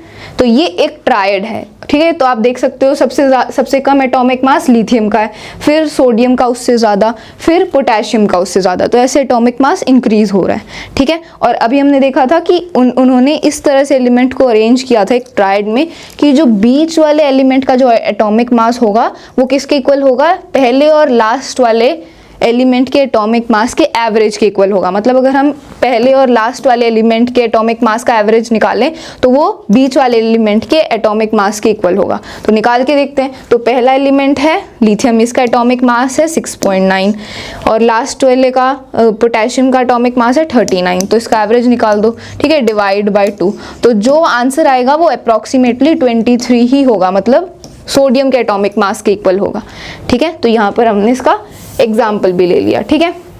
तो ये एनसीईआरटी में ये तीन ट्राइड्स गिवन है, ये तीन ट्राइड्स हैं। पहला ट्राइड ये है लिथियम, सोडियम और पोटेशियम, दूसरा ट्राइड ये है और तीसरा ट्राइड ये है। तीन तीन एलिमेंट्स में ऐसे उन्होंने ग्रुप बना दिए उसके, these are known as triads, ठीक है। तो अब ये डोबेराइनर ने जैसे ट्राइड्स में अरेंज किया एलिमेंट्स को, तीन तीन के ग्रुप में एलिमेंट्स को अरेंज किया, इसके कुछ लिमिटेशंस भी थी, इसकी कुछ डिसएडवांटेजेस भी थी। क्या लिमिटेशंस थी? Dobereiner's could identify only 3 triads from the elements known at that time. Thus he failed to arrange all the known elements in the form of triads even having similar properties. तो limitation क्या थी, problem क्या थी Dobereiner के classification में, कि वो सारे एलिमेंट्स को ट्रायड्स में अरेंज नहीं कर पाए थे। मतलब सारे एलिमेंट्स को ऐसे तीन तीन के ग्रुप में अरेंज नहीं कर पाए थे, ठीक है। सिर्फ वो कुछ ही एलिमेंट्स को ऐसे ट्रायड्स में अरेंज कर पाए, ठीक है। उस टाइम पर जितने नोन एलिमेंट्स थे उन सभी को अरेंज नहीं कर पाए इन the form of triads even having similar properties, मतलब जिनकी सिमिलर प्रॉपर्टीज भी थी उनको भी वो अरेंज नहीं कर पाए, ठीक है। So this was the limitation of Dobereiner's triads, ठीक है। तो डोबेराइनर की हमने क्लासिफिकेशन देख ली, कैसे डोबेराइनर ने ट्राइड्स में अरेंज किया। अब आगे बढ़ते हैं, बात करते हैं न्यूलैंड्स लॉ ऑफ ऑक्टेव्स। तो अब डोबेराइनर के बाद न्यूलैंड ने क्या किया, एलिमेंट्स को क्लासिफाई किया। तो अब न्यूलैंड्स के लॉ ऑफ ऑक्टेव्स के बारे में हम पढ़ेंगे, ठीक है। So in 1866 John Newlands arranged the then known elements in the order of increasing atomic masses. तो 1866 में एक जॉन न्यूलैंड के साइंटिस्ट थे, उन्होंने क्या किया, उन्होंने एलिमेंट्स को अरेंज किया, ठीक है, क्लासिफाई किया इन the order of increasing atomic masses, मतलब एटॉमिक मासेस के इंक्रीजिंग ऑर्डर में एलिमेंट्स को अरेंज किया, okay. He started with hydrogen and ended at thorium which was the 56th element. तो उन्होंने हाइड्रोजन से ग्रुप करना स्टार्ट किया एलिमेंट्स को और लास्ट में आया थोरियम, बिकॉज हाइड्रोजन का एटॉमिक मास सबसे कम होता है और थोरियम का सबसे ज्यादा होता है उस टाइम पर, ठीक है। सो थोरियम का एटॉमिक मास सबसे ज्यादा था और हाइड्रोजन का सबसे कम होता है। सो हाइड्रोजन से स्टार्ट किया क्लासिफाई करना एंड एंडेड एट थोरियम। ठीक है, which was the 56th element. और उस टाइम पर ये थोरियम कौन सा एलिमेंट था? 56th एलिमेंट था। मतलब उस टाइम पर सिर्फ 56 एलिमेंट्स ही डिस्कवर हुए थे। ठीक है, The properties of every eighth element are similar to that of the first element। और इस तरीके से जॉन न्यूलैंड ने एलिमेंट्स को अरेंज किया कि हर जो 8वां एलिमेंट होता था उसकी प्रॉपर्टी फर्स्ट एलिमेंट के सिमिलर होती थी। मतलब कैसे? देखो, पहला एलिमेंट, फिर दूसरा एलिमेंट, फिर थर्ड एलिमेंट, फिर फोर्थ, फिर फिफ्थ, सिक्स्थ, सेवेंथ और फिर एट्थ और फिर ऐसे 9th एलिमेंट, ऐसे वो एलिमेंट्स को अरेंज करते गए। तो जो 8th एलिमेंट होता था ना, हर जो 8वां एलिमेंट होता था उसकी प्रॉपर्टीज पहले वाले एलिमेंट के सेम होती थी। तो हर 7 एलिमेंट के बाद जो 8वां एलिमेंट होता था उसकी प्रॉपर्टीज फर्स्ट वाले एलिमेंट के इक्वल होती थी, मतलब सिमिलर होती थी। उसकी प्रॉपर्टीज पहले वाले एलिमेंट के सिमिलर होती थी। इस तरीके से उन्होंने एलिमेंट्स को अरेंज किया। ठीक है, अब आगे तो न्यूलैंड ने क्या किया? न्यूलैंड ने ये जो एलिमेंट्स थे इनको ऑक्टेव से कंपेयर किया। ऑक्टेव्स को हम म्यूजिक में यूज करते हैं ना, जैसे सा रे गा मा पा धा नी सा रे गा मा, तो ये ऑक्टेव्स होते हैं म्यूजिक में। ठीक है, तो उन्होंने एलिमेंट्स को ऑक्टेव से कंपेयर किया। So he compared this to the octaves found in music, सा रे गा मा पा धा नी सा। So these are the octaves. इनसे कंपेयर किया उन्होंने एलिमेंट्स को। तो इंडियन म्यूजिक में तो हम ये ऑक्टेव्स यूज करते हैं और वेस्ट में हम कौन सी ऑक्टेव्स, कौन सी नोटेशंस का यूज करते हैं? डो रे मी फा so la ti. So these are the notations used in the west. तो इन ऑक्टेव से कंपेयर किया उन्होंने एलिमेंट्स को। तो यहाँ पर आप देख सकते हो ये तो ऑक्टेव्स है म्यूजिक के। ठीक है, these are the octaves which are used in music और ये हमारे एलिमेंट्स हैं। सो हाइड्रोजन, फिर lithium, beryllium, boron, carbon, nitrogen, oxygen. और फिर जो 8वां एलिमेंट आता है उसकी प्रॉपर्टीज पहले वाले एलिमेंट के इक्वल होती है, मतलब हाइड्रोजन की इक्वल होंगी। ठीक है, तो उन्होंने इन ऑक्टेव से इसको कंपेयर किया, इसीलिए इसको लॉ ऑफ ऑक्टेव्स बोलते हैं। न्यूलैंड्स लॉ ऑफ ऑक्टेव यहाँ पर लिखा है ना, therefore he called it law of octaves, क्योंकि उन्होंने एलिमेंट्स को ऑक्टेव से कंपेयर किया। ठीक है, तो यहाँ पर आप देख सकते हो ये 7 एलिमेंट्स हैं और फिर जो 8वां एलिमेंट आएगा इसके बाद उसकी प्रॉपर्टीज पहले वाले एलिमेंट के इक्वल होगी, जैसे कि ऑक्टेव्स में होता है। 7 ऑक्टेव्स के बाद जो 8वां ऑक्टेव होता है वो पहला वाला ही होता है, तो मतलब ये रिपीट होने लग जाते हैं। वैसे ही हर 8वें एलिमेंट की जो प्रॉपर्टी है वो पहले वाले एलिमेंट के प्रॉपर्टी के सिमिलर होगी। ठीक है, so these were the this was the Newlands law of octave. So ऐसे न्यूलैंड ने एलिमेंट्स को क्लासिफाई किया। अब इसकी कुछ लिमिटेशंस भी थी, इसमें भी कुछ डिसएडवांटेजेस थे। ठीक है, क्या थे? This law was applicable only up to calcium, only lighter elements. तो न्यूलैंड का ये जो लॉ ऑफ ऑक्टेव्स था ये सिर्फ कैल्शियम तक ही एप्लीकेबल था, मतलब जो लाइट एलिमेंट्स होते हैं उन्हीं पर एप्लीकेबल था न्यूलैंड का लॉ ऑफ ऑक्टेव्स। ठीक है, Newlands assumed that only 56 elements existed in nature and no more elements would be discovered in the future, but later on several new elements were discovered whose properties did not fit into the law of octaves। तो Newland का ये मानना था कि सिर्फ 56 elements ही exist करते हैं और एलिमेंट्स हैं ही नहीं। ठीक है, और उन्होंने बोला कि और जो एलिमेंट्स हैं वो फ्यूचर में डिस्कवर नहीं होंगे, मतलब 56 एलिमेंट्स ही हैं। लेकिन न्यूलैंड गलत बोल रहे थे, ऐसा नहीं है, क्योंकि 56 एलिमेंट्स के बाद कितने एलिमेंट्स? 118 एलिमेंट्स अभी तक डिस्कवर हो चुके हैं। सो न्यूलैंड की ये जो थ्योरी थी ये गलत थी कि सिर्फ 56 एलिमेंट्स ही हैं और डिस्कवर नहीं होंगे, क्योंकि आज की तारीख में तो 118 एलिमेंट्स हैं। ओके, तो एक लिमिटेशन, तो दूसरा लिमिटेशन तो ये हो गया। But later on several new elements were discovered whose properties did not fit into the law of octaves. और फिर बाद में जो और एलिमेंट्स डिस्कवर हुए उनकी प्रॉपर्टीज लॉ ऑफ ऑक्टेव्स में फिट भी नहीं हो रही थी। ठीक है, सो ये तीसरी लिमिटेशन होगी कि बाद में जो एलिमेंट्स डिस्कवर हुए वो लॉ ऑफ ऑक्टेव्स पर, लॉ ऑफ ऑक्टेव्स की जो प्रॉपर्टीज है उसमें फिट नहीं हो रहे थे। Okay, In order to fit elements into his table, Newland adjusted 2 elements in the same slot, example cobalt and nickel, having different properties। और सारे एलिमेंट्स को अपनी टेबल में फिट करने के लिए न्यूलैंड ने क्या किया? दो एलिमेंट्स को एक ही स्लॉट में डाल दिया, जैसे कि कोबाल्ट और निकल, और इन दोनों की प्रॉपर्टीज भी अलग अलग थी, सिर्फ इसलिए कि सारे एलिमेंट्स उनकी टेबल में फिट हो जाएं, इसीलिए उन्होंने 2 एलिमेंट्स को एक ही स्लॉट में डाल दिया जिनकी प्रॉपर्टीज भी डिफरेंट थी। यहाँ पर आप देख भी सकते हो टेबल में, यहाँ पर आप देख सकते हो कोबाल्ट और निकल एक ही स्लॉट में है। ठीक है, और इनकी प्रॉपर्टीज भी अलग अलग हैं। ठीक है, सो ये एक और लिमिटेशन था न्यूलैंड के लॉ ऑफ ऑक्टेव्स का। ठीक है, अब आगे बढ़ते हैं, अब बात करते हैं मेंडलीव्स पीरियोडिक टेबल। तो हमने डोबेराइनर का क्लासिफिकेशन देख लिया, उन्होंने कैसे क्लासिफाई किया, हमने न्यूलैंड्स का देख लिया, लॉ ऑफ ऑक्टेव्स। अब मेंडलीव आए, तो मेंडलीव की periodic table, Mendeleev's periodic table. So in 1869 a Russian chemist Dmitry Ivanovich Mendeleev classified the then known 63 elements based on their physical and chemical properties in the increasing order of the atomic masses in the form of a table। तो Mendeleev ने क्या किया, उन्होंने 63 elements को, मतलब Mendeleev के time तक 63 elements discover हो चुके थे, तो उन्होंने इन 63 एलिमेंट्स को क्लासिफाई किया उनकी फिजिकल और केमिकल प्रॉपर्टीज के बेसिस पर, और उनको increasing order of atomic masses में अरेंज किया, मतलब एटॉमिक मासेस के इंक्रीजिंग ऑर्डर में एलिमेंट्स को अरेंज किया। और कैसे अरेंज किया, टेबल की फॉर्म में अरेंज किया, ठीक है, टेबल की फॉर्म में अरेंज किया। ओके, अब he had observed that properties of the elements reoccur cyclically. On this basis, Mendeleev formulated a periodic law which states that the properties of elements are the periodic function of their atomic masses। तो देखो Mendeleev ने क्या बोला, उन्होंने बोला कि उन्होंने observe किया कि एलिमेंट्स की जो प्रॉपर्टीज हैं वो साइक्लिकली रिपीट होती है, मतलब एक इंटरवल के बाद रिपीट होती हैं। ऐसा कोई फिक्स इंटरवल नहीं है कि हर 7 एलिमेंट्स के बाद जो 8वां एलिमेंट होगा उसकी प्रॉपर्टीज पहले एलिमेंट के सिमिलर होगी। तो जैसे हमने न्यूलैंड के लॉ ऑफ ऑक्टेव्स में देखा, न्यूलैंड ने क्या बोला था कि हर 7 एलिमेंट्स के बाद जो 8वां एलिमेंट होगा उसकी प्रॉपर्टीज फर्स्ट एलिमेंट के सिमिलर होंगी।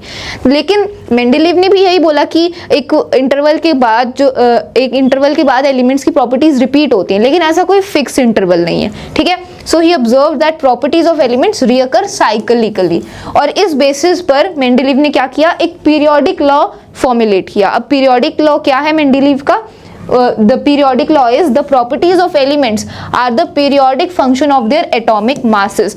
इस लाइन का मतलब है, इस पीरियोडिक लॉ का मतलब है कि अगर हम एलिमेंट्स को उनके increasing order of atomic masses में अरेंज कर देंगे, मतलब एलिमेंट्स को हमने अरेंज कर दिया उनके increasing order of atomic mass में, तब जो उन एलिमेंट्स की जो प्रॉपर्टीज हैं वो रिपीट होंगी आफ्टर अ इंटरवल, मतलब एक इंटरवल के बाद कुछ एलिमेंट्स की जो प्रॉपर्टीज हैं वो रिपीट होंगी। पीरियोडिक फंक्शन का मतलब यही होता है कि एक इंटरवल के बाद जब कोई चीज़ रिपीट हो रही है, प्रॉपर्टीज रिपीट हो रही है, इसी को पीरियोडिक फंक्शन बोलते हैं। तो यही मेंडलीव का पीरियोडिक लॉ था।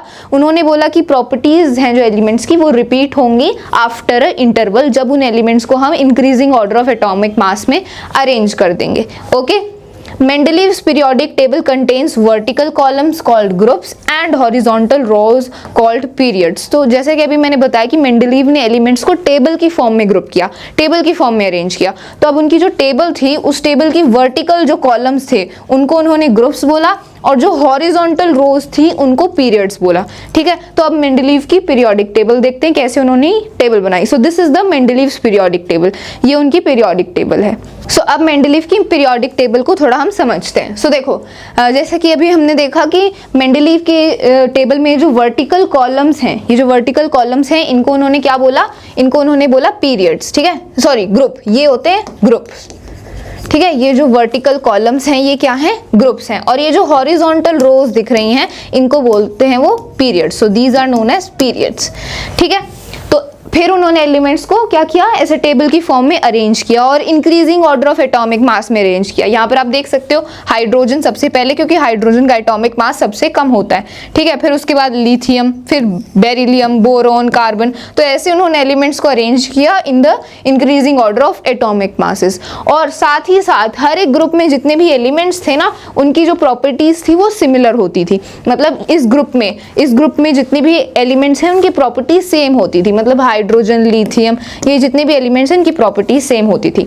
सो ये मेंडलीव की पीरियोडिक टेबल का एक बहुत बड़ा एडवांटेज था कि उन्होंने एलिमेंट्स को increasing order of atomic mass में तो अरेंज किया ही साथ एक ग्रुप में जितने भी एलिमेंट्स थे उनकी सिमिलर प्रॉपर्टीज थी, ठीक है। तो कैसे अरेंज किया उन्होंने, देखो सबसे पहले हाइड्रोजन आया, फिर लिथियम, फिर बेरिलियम, फिर ऐसे ऐसे करते फ्लोरीन आ गया। अब फ्लोरीन के बाद जो अगला एलिमेंट है सोडियम, तो अब ये सोडियम तो यहाँ पर आना चाहिए था, लेकिन जो सोडियम की प्रॉपर्टीज थी वो लिथियम और हाइड्रोजन से मैच कर रही थी, इसलिए उन्होंने सोडियम को इसके नीचे लिख दिया, इनके नीचे लिख दिया, ठीक है। तो एक ग्रुप में जितने भी एलिमेंट्स हैं उनकी प्रॉपर्टीज भी सेम होती हैं, और increasing order of atomic mass में भी ये अरेंज्ड है, ठीक है।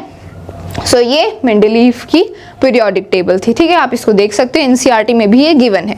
अब achievements of Mendeleev's periodic table. तो अब मेंडलीव की जो पीरियोडिक टेबल थी उसके कुछ अचीवमेंट्स भी थी, एडवांटेजेस भी थे, ठीक है। तो अब उनके बारे में डिस्कस करते हैं। So Mendeleev left vacant places in his table which provided an idea for the discovery of new elements. तो मेंडलीव ने अपनी पीरियोडिक टेबल में खाली जगह छोड़ी थी कि अगर और न्यू एलिमेंट्स डिस्कवर होंगे तो वो उन वेकेंट प्लेसेस में आ जाएंगे, उन खाली जगह में आ जाएंगे। तो आप देख सकते हो डिफरेंस है। न्यूलैंड ने क्या बोला, न्यूलैंड्स ने बोला कि और एलिमेंट्स डिस्कवर होंगे ही नहीं, सिर्फ 56 एलिमेंट्स ही हैं।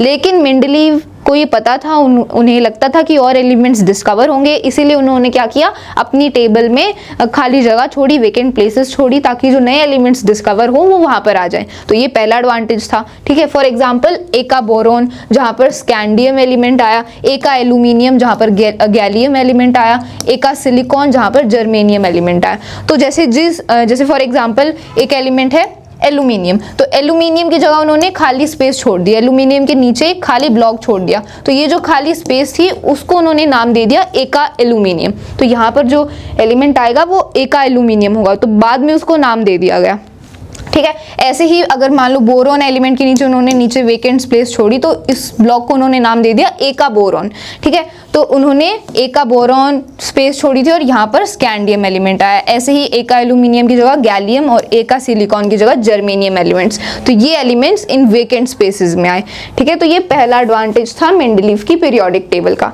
अगला एडवांटेज है it corrected the atomic masses of certain elements. For example the atomic mass of beryllium was corrected from 13.5 to 9। और मेंडलीव की पीरियोडिक टेबल ने कई एलिमेंट्स के एटॉमिक मास को भी करेक्ट किया, जैसे कि बेरिलियम। तो बेरिलियम का एटॉमिक मास करेक्ट हुआ था 13.5 से 9। So this is the second advantage. Then noble gases could accommodate in the Mendeleev's periodic table without disturbing the periodic table after discovery.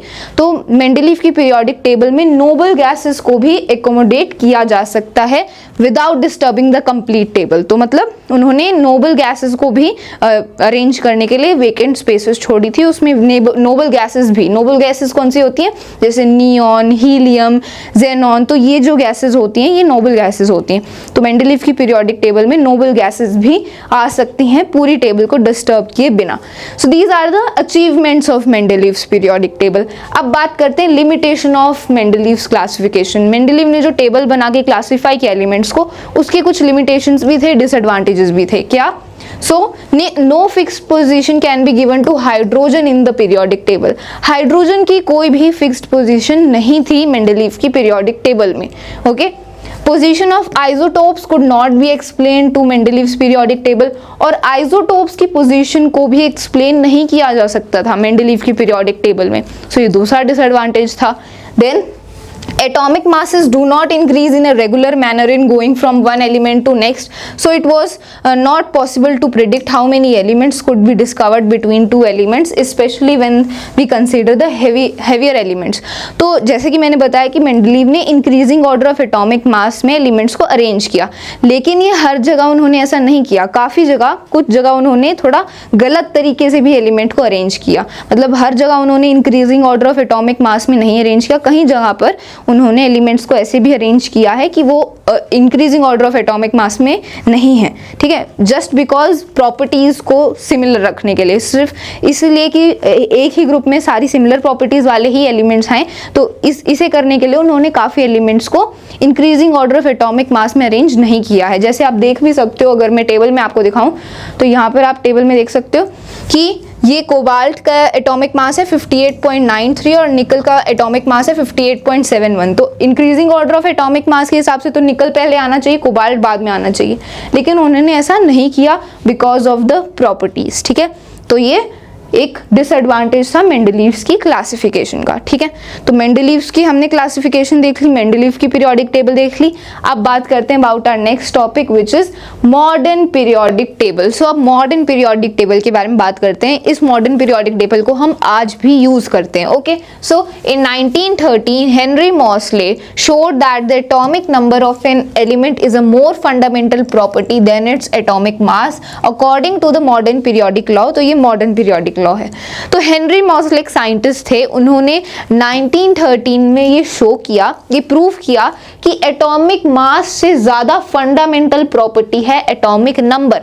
मतलब अभी तो हम देखते आ रहे थे कि जितने भी साइंटिस्ट थे उन्होंने एटॉमिक मास के बेसिस पर एलिमेंट्स को क्लासिफाई किया, लेकिन हेनरी मॉसली ने ऐसा बोला कि एटॉमिक मास के बेसिस पर नहीं, हमें एटॉमिक नंबर के बेसिस पर एलिमेंट्स को क्लासिफाई करना चाहिए, एलिमेंट्स को अरेंज करना चाहिए, क्योंकि एटॉमिक नंबर ज़्यादा फंडामेंटल प्रॉपर्टी होती है किसी भी एलिमेंट की। एटॉमिक नंबर क्या होता है? Number of protons present in that atom. तो एक एटम में कितने नंबर ऑफ प्रोटॉन्स हैं, that is the atomic number. ठीक है, तो हर एक एटम में सेम नंबर ऑफ प्रोटॉन्स ही होते हैं, सो इसीलिए उस एलिमेंट का एटॉमिक नंबर क्या होगा कि उसके हर एक एटम में कितने नंबर ऑफ प्रोटॉन्स प्रेजेंट है, so that is the atomic number. ठीक है, तो हेनरी मॉसली ने बोला कि हमें एटॉमिक नंबर यूज करना चाहिए। सो इस हिसाब से उन्होंने अपना मॉडर्न पीरियोडिक लॉ कंक्लूड किया। So according to the modern periodic law, properties of elements are a periodic function of their atomic number. तो यहाँ पर उनका मॉडर्न पीरियोडिक लॉ है, the modern periodic law is कि अगर हम एलिमेंट्स को उनके increasing order of atomic number में अरेंज करें, तब उन एलिमेंट्स की जो प्रॉपर्टीज है वो एक इंटरवल के बाद रिपीट होंगी। मतलब अगर हम increasing order of atomic number के बेसिस पर अगर एलिमेंट्स को अरेंज करें तो एक इंटरवल के बाद उन एलिमेंट्स की प्रॉपर्टीज रिपीट होगी। और जैसे कि आप देख सकते हो, ये तो मॉडर्न पीरियोडिक लॉ है, लेकिन हमने मेंडलीव का जो पीरियोडिक लॉ था उसमें क्या डिस्कस किया था, उसमें उन्होंने बोला था कि अगर हम एटॉमिक मास के इंक्रीजिंग ऑर्डर में एलिमेंट्स को अरेंज करें तो प्रॉपर्टीज रिपीट होंगी। और हेनरी मॉसले ने बोला कि अगर हम एटॉमिक नंबर के बेसिस पर इंक्रीजिंग ऑर्डर में अरेंज करें तब प्रॉपर्टीज रिपीट होंगी एलिमेंट्स की। Okay, so this is the modern periodic law. When the elements were arranged in the increasing order of their atomic number, the obtained table is called modern periodic table. और जब उन्होंने elements को ऐसे increasing order of atomic number में arrange किया तो तब जो उन्हें जो टेबल मिली उसको उन्होंने नाम दिया मॉडर्न पीरियोडिक टेबल। तो अब मॉडर्न पीरियोडिक टेबल को डिस्कस करते हैं। So this is the modern periodic table. ये हमारी मॉडर्न पीरियोडिक टेबल है जिसका हम आज भी यूज करते हैं। सो इसको समझते हैं। सो आप देख सकते हो इस मॉडर्न पीरियोडिक टेबल में ये जो आपको ग्रीन में जितने भी एलिमेंट्स दिख रहे हैं ये मेटल्स हैं, और आपको ये पिंक में जितने भी एलिमेंट्स दिख रहे हैं ये मेटलॉइड्स हैं, और येलो में जितने एलिमेंट्स हैं ये नॉन मेटल्स हैं। ठीक है, अब इनको उन्होंने अरेंज किया है in the increasing order of their atomic masses. सबसे पहले हाइड्रोजन है, ठीक है, फिर यहाँ पर ये हीलियम है, फिर लिथियम, फिर बेरिलियम, ये इनके एटॉमिक नंबर के इंक्रीजिंग ऑर्डर में उन्होंने अरेंज किया है। और इस मॉडर्न पीरियोडिक टेबल में ये जो आपको वर्टिकल कॉलम दिख रहे हैं, ठीक है, ये जो वर्टिकल कॉलम दिख रहे हैं इनको उन्होंने क्या नाम दिया, इनको उन्होंने बोला ग्रुप्स।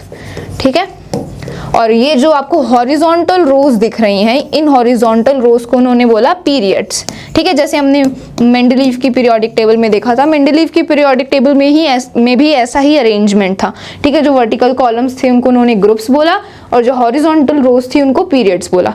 ठीक है, और फिर एलिमेंट्स को अरेंज किया। डिफरेंस इतना था कि उन्होंने एटॉमिक मास के बेसिस पर अरेंज किया और इन्होंने एटॉमिक नंबर के बेसिस पर अरेंज किया। ठीक है, अब इनको और अच्छे से डिटेल में डिस्कस करते हैं। तो ये पहला ग्रुप है। ठीक है, ये पहले ग्रुप में जितने भी एलिमेंट्स हैं इन सभी के पास जितनी भी वैलेंस इलेक्ट्रॉन्स हैं वो सेम है।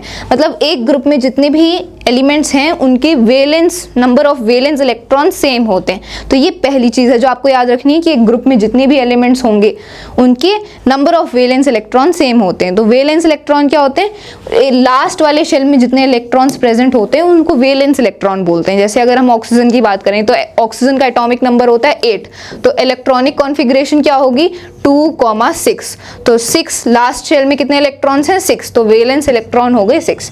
लास्ट शेल में जितने इलेक्ट्रॉन्स होते हैं वो वैलेंस इलेक्ट्रॉन होते हैं। तो एक ग्रुप में जितने भी एलिमेंट्स हैं उनके वैलेंस इलेक्ट्रॉन सेम होंगे। जैसे एग्जांपल देखकर हम समझते हैं, तो ये पहला ग्रुप है, इसमें हाइड्रोजन, लिथियम, सोडियम, पोटेशियम ये सारे एलिमेंट्स हैं। तो इन सभी के वैलेंस इलेक्ट्रॉन सेम है। कैसे, हाइड्रोजन का एटॉमिक नंबर 1 है तो इसका इलेक्ट्रॉनिक कॉन्फ़िगरेशन 1 ही होगी, मतलब इसका वैलेंस इलेक्ट्रॉन भी 1 है। लिथियम का एटॉमिक नंबर होता है 3, तो इलेक्ट्रॉनिक कॉन्फ़िगरेशन क्या होगी 2,1, तो इसका वैलेंस इलेक्ट्रॉन भी 1 ही है। तो ऐसे आप देख सकते हो इन सभी का जो वैलेंस इलेक्ट्रॉन है वो कितना है 1 है। ठीक है, ऐसे ही ये वाला जो ग्रुप है इसमें भी जितने एलिमेंट्स हैं उनके भी वैलेंस इलेक्ट्रॉन सेम होंगे। ठीक है, ये पहली बात समझ आ गई। अब आगे, और अगला प्रॉपर्टी है कि एक पीरियड में जितने भी एलिमेंट्स हैं उनके नंबर ऑफ शेल्स सेम होंगे। नंबर ऑफ शेल्स मतलब देखो इलेक्ट्रॉन्स को हम शेल्स में ही तो अरेंज करते हैं, इतना तो पता ही होगा कि एक एटम में ये न्यूक्लियस होता है और ये शेल्स होते हैं जिनमें इलेक्ट्रॉन्स अरेंज्ड होते हैं। ठीक है, तो एक ग्रुप में जितनी भी एलिमेंट्स हैं उनके नंबर ऑफ शेल्स सेम होते हैं। ठीक है, तो मतलब मान लो अगर फॉर एग्जांपल सोडियम है तो सोडियम के पास 3 शेल्स हैं, तो मैग्नीशियम और फिर इस पीरियड में जितनी भी एलिमेंट्स हैं, ये सारे जो एलिमेंट्स हैं इनके भी नंबर ऑफ शेल्स सेम ही होंगे। ठीक है, तो ये समझ आ गया। और जैसे जैसे हम पीरियड्स में नीचे जाते जाते हैं, मतलब ये पहला पीरियड फिर ये दूसरा पीरियड, ये ऐसे पीरियड्स हैं ना, तो जैसे जैसे हम पीरियड्स में नीचे जा रहे हैं वैसे वैसे नंबर ऑफ शेल्स भी इंक्रीज हो रहे हैं। मतलब पहले पीरियड में 1 शेल है, फिर दूसरे पीरियड में जितने भी एलिमेंट्स हैं उनके पास 2 शेल्स हैं, फिर तीसरे पीरियड में जितने भी एलिमेंट्स हैं उनके पास 3 शेल्स हैं। तो जैसे जैसे हम पीरियड में नीचे जाते जाते हैं, डाउन जाते जाते हैं, वैसे ही नंबर ऑफ शेल्स भी इंक्रीज होते हैं। ठीक है, और ये आपको नीचे भी ये पीरियड्स दिख रहे होंगे, ये पीरियड्स नहीं है, एक्चुअली ये 6th और 7th का ही एक्सटेंशन है। मतलब 6th और 7th पीरियड को ही यहाँ पर एक्सटेंड करके लिखा हुआ है। ठीक है, ये इसको बस एक्सटेंड करके यहाँ पर लिखा हुआ है, ये अलग से कोई पीरियड नहीं है। सिर्फ 7 पीरियड्स हैं और 18 ग्रुप्स हैं। ठीक है, 18 वर्टिकल कॉलम्स हैं और 7 पीरियड्स हैं। ठीक है, ये हमने डिस्कस कर लिया यहाँ पर। Okay,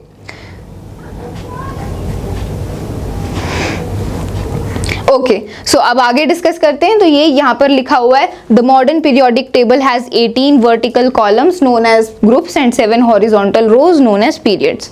elements in a group have same number of valence electron. एक ग्रुप में जितने भी एलिमेंट्स हैं उनके सेम वैलेंस इलेक्ट्रॉन होते हैं। Number of shells increases as we go down the group. और जैसे जैसे हम ग्रुप में नीचे जाते जाते हैं, ठीक है, जैसे हम ग्रुप में नीचे जा रहे हैं, ठीक है, ग्रुप में नीचे जा रहे हैं और नंबर ऑफ पीरियड्स इंक्रीज हो रहे हैं, वैसे वैसे नंबर ऑफ शेल्स भी इंक्रीज होते हैं। ठीक है, elements in a period have same number of shells. ये मैंने बता ही दिया था कि एक पीरियड में जितने भी एलिमेंट्स हैं उनके नंबर ऑफ शेल्स सेम होते हैं।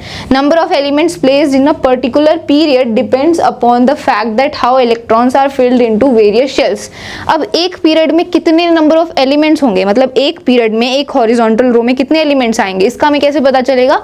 ये डिपेंड करता है कि इलेक्ट्रॉन्स ये डिपेंड करता है कि शेल्स में इलेक्ट्रॉन्स कैसे फिल्ड हैं। मतलब शेल्स में इलेक्ट्रॉन्स कैसे फिल हुए हैं, कितने इलेक्ट्रॉन्स फिल हुए हैं, उस पर डिपेंड करता है कि एक पीरियड में कितने एलिमेंट्स होंगे। ठीक है, अब इसको आगे और डिटेल में पढ़ते हैं। तो the maximum number of electrons that can be accommodated in a shell depends on the formula 2n square where n is the number of the shell from the nucleus। तो अब हम ये कैसे निकालेंगे कि एक शेल में कितने इलेक्ट्रॉन्स आएंगे? तो उसके लिए एक फॉर्मूला होता है which is 2n square, 2n square. और n क्या है? n is the number of shell. मतलब अगर पहला शेल है तो n की वैल्यू हो गई 1। अगर दूसरा शेल है, दूसरे शेल में आप निकाल रहे हो कितने नंबर ऑफ इलेक्ट्रॉन है, तो n की वैल्यू हो जाएगी 2। ठीक है, तो n की वैल्यू है नंबर ऑफ शेल, जिस शेल में आप नंबर ऑफ इलेक्ट्रॉन निकाल रहे हो वो जो शेल है दैट इज n। ठीक है, तो 2n स्क्वायर फॉर्मूला का हम यूज करते हैं ये फाइंड आउट करने के लिए कि उस शेल में कितने इलेक्ट्रॉन्स आएंगे। जैसे फॉर एग्जांपल के शेल, तो जो पहला शेल होता है वो के शेल होता है, तो के शेल में कितने इलेक्ट्रॉन्स आएंगे? We will use the formula 2n square. So 2 into n square, n की वैल्यू होगी 1 क्योंकि के शेल पहला शेल होता है। सो 2 इंटू 1 स्क्वायर, तो 2 इंटू 1 का स्क्वायर 1 होता है, 2 इंटू 1 2 होता है। मतलब के शेल में 2 इलेक्ट्रॉन्स आएंगे, 2 इलेक्ट्रॉन्स आएंगे। इसका मतलब है कि जो पहला पीरियड है उसमें 2 एलिमेंट्स आएंगे, है ना। जितने नंबर ऑफ शेल्स हैं, जितने नंबर ऑफ इलेक्ट्रॉन्स हैं उस शेल में, उतने ही नंबर ऑफ एलिमेंट्स होंगे उस पीरियड में। तो दो इलेक्ट्रॉन्स आएंगे के शेल में, इसीलिए पहले पीरियड में 2 एलिमेंट्स होंगे। ऐसे ही जो एल शेल होता है, जो दूसरा शेल होता है, उसमें कितने इलेक्ट्रॉन्स आएंगे? तो 2n स्क्वायर फॉर्मूला यूज करो, 8 इलेक्ट्रॉन्स। तो एल शेल में 8 इलेक्ट्रॉन्स आएंगे। इसका मतलब जो दूसरा पीरियड है उसमें 8 एलिमेंट्स होंगे। ठीक है, समझ आया? ऐसे ही इस फॉर्मूला का यूज करके आप 3rd, 4th, 5th, 6th और 7th पीरियड के भी एलिमेंट्स निकाल सकते हो। सो इन सारे पीरियड्स में 8, 18 और 32 एलिमेंट्स होंगे। ठीक है, फॉर्मूला यूज करके आप निकाल सकते हो। ठीक है, The position of an element in the periodic table tell us about its chemical reactivity। और एक periodic table में एलिमेंट की पोजीशन कहाँ पर है, कहाँ पर वो लोकेटेड है, उस एलिमेंट की पोजीशन केमिकल रिएक्टिविटी के बारे में भी बताती है, उस एलिमेंट की केमिकल रिएक्टिविटी के बारे में भी बताती है। ओके, सो हमने मॉडर्न पीरियोडिक टेबल डिस्कस कर लिया। Now let's discuss about the next topic which is trends in the modern periodic table. तो मॉडर्न पीरियोडिक टेबल में जो ट्रेंड्स हैं उनको हम डिस्कस करेंगे। सो this is also very important topic. तो सबसे पहले वैलेंसी के बारे में बात करते हैं। तो वैलेंसी क्या होता है? Valency is the of an element is determined the number of valence electron present in the outer most shell of its atom. तो एक एटम जितने इलेक्ट्रॉन्स को गेन या लूज करा है, that is the valency of that atom. तो उस element की वैलेंसी क्या होगी? सॉरी, एलिमेंट की होती है वैलेंसी। तो एलिमेंट की वैलेंसी क्या होगी कि उस एलिमेंट के जो एटम है वो इलेक्ट्रॉन जितने इलेक्ट्रॉन्स को गेन या लूज कर रहा है, so that is known as the valency. तो वैलेंसी डिपेंड करती है वैलेंस इलेक्ट्रॉन पर। उस एटम के पास जितने वैलेंस इलेक्ट्रॉन है उसी पर वैलेंसी डिपेंड करेगी। जैसे फॉर एग्जांपल, अगर मान लो एक इलेक्ट्रॉन है उसके पास एक एटम है उसके पास एक वैलेंस इलेक्ट्रॉन है, तो इसकी वैलेंसी क्या होगी? 1 होगी। ठीक है। अगर एक एटम है उसके पास 2 वैलेंस इलेक्ट्रॉन है, सो इसकी वैलेंसी क्या होगी? 2 होगी। ठीक है। एक एटम है जिसके पास 3 वैलेंस इलेक्ट्रॉन है, सो इसकी वैलेंसी 3 होगी। एक एटम है जिसके पास 4 वैलेंस इलेक्ट्रॉन है, तो इसकी वैलेंसी 4 होगी। अब कोई एटम है उसके पास 5 वैलेंस इलेक्ट्रॉन है, तो अब इसकी वैलेंसी क्या होगी? अब इसकी वैलेंसी 5 नहीं 3 होगी, क्योंकि जब इसके पास 5 इलेक्ट्रॉन्स हैं तो ये स्टेबल होने के लिए 3 इलेक्ट्रॉन्स को गेन करेगा, क्योंकि 5 इलेक्ट्रॉन्स को लूज तो नहीं कर सकता, तो ये 3 इलेक्ट्रॉन्स गेन करेगा। तो 3 इलेक्ट्रॉन्स को गेन करेगा, इसलिए इसकी वैलेंसी 3 हो जाएगी। ऐसी अगर एक एटम है जिसके पास 6 वैलेंस इलेक्ट्रॉन है, तो इसकी वैलेंसी 2 होगी, क्योंकि ये 2 इलेक्ट्रॉन्स को गेन करेगा स्टेबल होने के लिए, तो वैलेंसी 2 हो जाएगी। अब एक एटम है जिसके पास 7 इलेक्ट्रॉन है, तो ये 1 इलेक्ट्रॉन गेन करेगा, तो इसकी वैलेंसी 1 हो जाएगी। और एक एटम है जिसके 8 इलेक्ट्रॉन्स हैं, तो इसकी वैलेंसी 0 होगी, क्योंकि ये किसी भी इलेक्ट्रॉन को गेन या लूज करेगा ही नहीं, क्योंकि ये ऑलरेडी स्टेबल है। ठीक है। तो वैलेंसी 1 हो सकती है, 2 हो सकती है, 3 हो सकती है, 4 हो सकती है। ठीक है। सो वैलेंसी कैन बी 1, 2, 3, 4 और 0 भी हो सकती है वैलेंसी। ठीक है। वो डिपेंड करता है वैलेंस इलेक्ट्रॉन पर। ठीक है। On moving from left to right in a period, the valency first increases from 1 to 4, then decreases to 0. तो जब हम पीरियड में जब हमने मॉडर्न पीरियोडिक टेबल थी, तो उसमें जो पीरियड्स होते हैं हॉरिजॉन्टल रो, तो उसमें जब हम लेफ्ट से राइट मूव करते हैं, मतलब इस डायरेक्शन में जब हम मूव करते हैं, तो जो वैलेंसी है वो पहले 1 से 4 इंक्रीज होती है और फिर 0 तक डिक्रीज हो जाती है। मतलब जब हम ऐसे मूव कर रहे थे पीरियड्स में, जब हम ऐसे मूव कर रहे थे, तो वैलेंसी पहले 1, 2, 3, 4 इंक्रीज होती है और फिर 3, 2, 1 और फिर 0 तक डिक्रीज हो जाती है। ठीक है। तो जब हम लेफ्ट से राइट मूव करते हैं मॉडर्न पीरियोडिक टेबल में, तो वैलेंसी पहले इंक्रीज होगी फिर डिक्रीज होगी, क्योंकि जैसा कि अब हमने देखा ही कि अगर एक वैलेंस इलेक्ट्रॉन है तो वैलेंसी 1 ही होगी, क्योंकि ये एलिमेंट क्या करेगा? इस 1 इलेक्ट्रॉन को लूज कर देगा। ऐसे ही 2, 3, 4, लेकिन जब 4 वैलेंसी होगी और फिर अगले एलिमेंट के पास अगले एटम के पास 5 इलेक्ट्रॉन्स होंगे, तो अब ये 5 इलेक्ट्रॉन्स को लूज नहीं करेगा, 3 इलेक्ट्रॉन्स को गेन करेगा, तो अब इसकी वैलेंसी 3 हो जाएगी। तो अभी तक यहाँ तक तो वैलेंसी 1, 2, 3, 4 थी, लेकिन 4 के बाद वैलेंसी डिक्रीज होगी, 3, 2, 1 और फिर 0। तो पहले वैलेंसी इंक्रीज होती है 1 से 4, फिर 0 तक डिक्रीज होती है। ठीक है। Then on moving from top to bottom in a group, the valency remains the same because the number of valence electrons remains the same. तो ये तो हमने डिस्कस किया था कि एक ग्रुप में जितने वैलेंस इलेक्ट्रॉन होते हैं सेम होते हैं, तो अगर वैलेंस इलेक्ट्रॉन सेम है तो वैलेंसी भी सेम ही रहेगी। तो एक ग्रुप में जितने भी एलिमेंट्स होते हैं उनकी वैलेंसी सेम होती है। ठीक है। तो ये बहुत ही सिंपल टॉपिक था वैलेंसी का, ये हमने 9th क्लास में भी डिस्कस किया था। ओके। अब बात करते हैं एटॉमिक साइज के बारे में। तो एटॉमिक साइज क्या होता है? The term atomic size refers to the radius of an atom. The atomic size may be visualized as the distance between the center of the nucleus and the outermost shell of an isolated atom. जैसे कि हम circle का radius होता है, circle का radius क्या होता है? सर्कल के सेंटर से लेके सर्कमफ्रेंस के बीच का जो डिस्टेंस है ये रेडियस होता है। ऐसे ही किसी भी एटम का एटॉमिक साइज क्या होता है? एटॉमिक साइज होता है उसका रेडियस, मतलब सेंटर से, सेंटर में क्या होता है? न्यूक्लियस, न्यूक्लियस से लेके जो सबसे बाहर वाला शेल है, जो सबसे आउटर मोस्ट वाला शेल है, उसके बीच का जो डिस्टेंस है इसको रेडियस बोलते हैं, और यही इसका एटॉमिक साइज होता है। ठीक है। So atomic size is the radius of atom. Then on moving from left to right in a period, the atomic size decreases due to the increase in nuclear charge that pulls the valence electron closer to the nucleus and reduces the size of atom. तो जब हम एक periodic table में, modern जो periodic table है, जब उसमें हम लेफ्ट से राइट मतलब इस डायरेक्शन में मूव करते हैं, तो एटम जो एटॉमिक साइज है, एटम्स का जो साइज है वो डिक्रीज होता जाता है। क्यों डिक्रीज क्यों होता है? क्योंकि एटम पर जो न्यूक्लियर चार्ज है वो इंक्रीज हो जाता है। न्यूक्लियर चार्ज कैसे इंक्रीज होता है? क्योंकि जैसा कि हमें पता है कि जब हम ग्रुप्स में जब हम लेफ्ट से राइट ऐसे मॉडर्न पीरियोडिक टेबल में मूव करते हैं तो वैलेंस इलेक्ट्रॉन इंक्रीज होते जाते हैं। वैलेंस इलेक्ट्रॉन इंक्रीज हो रहे हैं, वैलेंस इलेक्ट्रॉन इंक्रीज हो रहे हैं तो नंबर ऑफ प्रोटॉन्स भी इंक्रीज होंगे। और प्रोटॉन्स कहाँ पर होते हैं? न्यूक्लियस में होते हैं। तो जब प्रोटॉन्स इंक्रीज हो रहे हैं तो न्यूक्लियस के ऊपर जो चार्ज है, न्यूक्लियस चार्ज जो है, न्यूक्लियर चार्ज है वो भी इंक्रीज होगा। तो नंबर न्यूक्लियस में प्रोटॉन्स होते हैं, प्रोटॉन्स बढ़ेंगे तो न्यूक्लियस के ऊपर का जो पॉजिटिव चार्ज है वो इंक्रीज होगा। तो जैसे जैसे वैलेंस इलेक्ट्रॉन बढ़ते हैं तो न्यूक्लियर चार्ज भी बढ़ेगा। तो जब हम लेफ्ट से राइट मूव करते हैं तो वैलेंस इलेक्ट्रॉन बढ़ते हैं, इस वजह से न्यूक्लियर चार्ज भी बढ़ता है। लेकिन हमें पता है कि एक पीरियड में जो नंबर ऑफ शेल्स हैं वो सेम रहते हैं, है ना। एक पीरियड में अभी हमने देखा था कि एक पीरियड में जितने भी एलिमेंट्स हैं उनके पास जो नंबर ऑफ शेल्स हैं वो सेम रहेंगे। तो नंबर ऑफ शेल्स तो सेम है लेकिन न्यूक्लियर चार्ज बढ़ता जा रहा है। तो इस वजह से न्यूक्लियर चार्ज बढ़ने की वजह से और नंबर ऑफ शेल्स तो सेम है तो न्यूक्लियर चार्ज की वजह से वो क्या करता है? इलेक्ट्रॉन्स को खींच लेता है अपनी तरफ। It pulls the valence electrons closer to the nucleus और इस वजह से एटम का जो साइज है वो रिड्यूस हो जाता है। ठीक है, तो जब हम लेफ्ट से राइट मूव करते हैं पीरियोडिक टेबल में तो एटम का साइज डिक्रीज होता है। ठीक है, then on moving from top to bottom in a group the atomic size increases due to the addition of an extra shell at each step.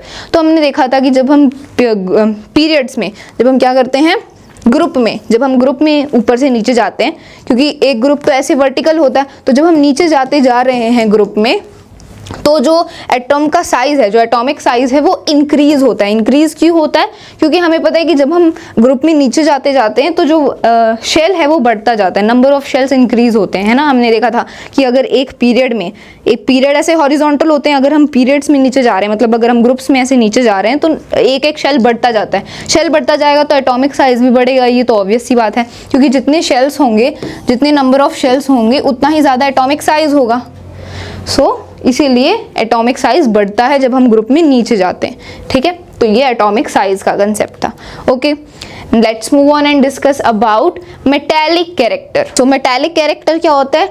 जब भी हमें पता है कि मेटल्स क्या करते हैं, अपने इलेक्ट्रॉन्स को लूज करते हैं, तो जब भी वो अपने इलेक्ट्रॉन्स को लूज करते हैं तो उनके ऊपर इलेक्ट्रोपॉजिटिव चार्ज बन जाता है और यही होता है मेटालिक कैरेक्टर। तो it is the tendency of an atom to lose electron. जब भी एटम इलेक्ट्रॉन्स को लूज करता है तो उसके ऊपर पॉजिटिव चार्ज आता है and this is called the metallic character. So it is the tendency of an atom to lose electrons. अगर कोई एटम इलेक्ट्रॉन्स लूज कर सकता है मतलब उसके पास मेटालिक कैरेक्टर है। सो on moving from left to right in a period, metallic character of elements decreases due to the increase in nuclear charge. The tendency to lose valence electrons decreases. तो जब हम periodic table में left से right move करते हैं तो जो metallic character है एलिमेंट्स का वो क्या होता है? डिक्रीज होता है। डिक्रीज क्यों होता है? क्योंकि हमें पता है कि जब हम लेफ्ट से राइट मूव करते हैं पीरियोडिक टेबल में तो एलिमेंट्स के ऊपर जो न्यूक्लियर चार्ज है, न्यूक्लियर चार्ज मतलब न्यूक्लियस के ऊपर जो चार्ज है, जो पॉजिटिव चार्ज है प्रोटॉन्स की वजह से, that is the nuclear charge. तो न्यूक्लियर चार्ज बढ़ रहा है, न्यूक्लियर चार्ज बढ़ रहा है तो क्या होता है? जो न्यूक्लियस है वो इलेक्ट्रॉन्स को अपनी तरफ खींचता है, वैलेंस इलेक्ट्रॉन्स को अपनी तरफ खींचता है। और जब वो इलेक्ट्रॉन्स को अपनी तरफ खींच रहा है, वैलेंस इलेक्ट्रॉन्स को, तो वैलेंस इलेक्ट्रॉन को लूज करने की जो एबिलिटी है, मतलब लूज करने के जो चांस हैं वो कम हो जाते हैं। ठीक है, जो न्यूक्लियस क्या करता है? वैलेंस इलेक्ट्रॉन को अपनी तरफ खींचता है, इसीलिए इलेक्ट्रॉन्स को लूज करने के चांस कम हो जाते हैं। और जब एटम इलेक्ट्रॉन्स को लूज नहीं कर पाएगा तो उसके पास मेटालिक कैरेक्टर नहीं होगा, क्योंकि मेटालिक कैरेक्टर तो यही है ना, इलेक्ट्रॉन्स को लूज करने की एबिलिटी। तो अगर एटम अपने इलेक्ट्रॉन्स को लूज ही नहीं कर पाएगा तो मेटालिक कैरेक्टर नहीं होगा। तो जैसे जैसे हम लेफ्ट से राइट मूव करते हैं तो न्यूक्लियर चार्ज बढ़ रहा है, न्यूक्लियर चार्ज बढ़ रहा है तो वो वैलेंस इलेक्ट्रॉन को खींचेगा, अपनी तरफ खींचेगा, वैलेंस इलेक्ट्रॉन को खींचेगा तो इलेक्ट्रॉन्स लूज नहीं हो पाएंगे, इसीलिए मेटालिक कैरेक्टर डिक्रीज होता है। ठीक है, then on moving from top to bottom in a group, metallic character of elements increases due to the increase in atomic size that makes it easy to lose the valence electron. Left से right तो हमने देख लिया, left से right जब move करते हैं तो मेटालिक कैरेक्टर डिक्रीज होता है, लेकिन जब हम टॉप से बॉटम मूव करते हैं पीरियोडिक टेबल में तो जो मेटालिक कैरेक्टर है वो इंक्रीज होता है। इंक्रीज क्यों होता है? क्योंकि जो एटॉमिक साइज है वो भी इंक्रीज हो रहा है। एटॉमिक साइज इंक्रीज होता है। एटॉमिक साइज कैसे इंक्रीज हो रहा है? क्योंकि हमें पता है जब हम टॉप से बॉटम मूव करते हैं तो नंबर ऑफ शेल्स इंक्रीज होते हैं, नंबर ऑफ शेल्स इंक्रीज हो रहे हैं तो एटॉमिक साइज भी बढ़ेगा। एटॉमिक साइज बढ़ता है तो इलेक्ट्रॉन्स को लूज करना ईजी हो जाता है, इलेक्ट्रॉन्स को लूज करना ईजी है तो मेटालिक कैरेक्टर बढ़ेगा। That's why metallic character increases of elements when we move top to bottom in a group. ठीक है, मेटालिक कैरेक्टर देख लिया। अब non metallic character. So non metallic character क्या होता है? It is the tendency of an atom to gain electrons. मतलब अगर कोई एटम इलेक्ट्रॉन्स को गेन कर सकता है, it is having that ability, so उसको बोलते हैं नॉन मेटालिक कैरेक्टर। क्योंकि नॉन मेटल्स क्या करते हैं? इलेक्ट्रॉन्स को गेन करते हैं और अपने ऊपर नेगेटिव चार्ज बनाते हैं। So that's why non metallic character is the ability to gain electrons. Then on moving from left to right in a period, non-metallic character of element increases due to the increase in nuclear charge. The tendency to gain electrons increases. जब हम periodic table में left से right move करते हैं तो non-metallic character increase होता है, क्योंकि nuclear charge बढ़ रहा है। nuclear charge बढ़ रहा है तो electrons को अपनी तरफ खींचेगा। electrons को अपनी तरफ खींचेगा तो क्या होगा? electrons को lose करना मुश्किल हो जाएगा, इसीलिए वो atom electrons को gain करेगा। electrons को gain करेगा तो उसके ऊपर क्या होगा? नॉन मेटेलिक कैरेक्टर हो जाएगा, मतलब उसके पास नॉन मेटेलिक कैरेक्टर होगा।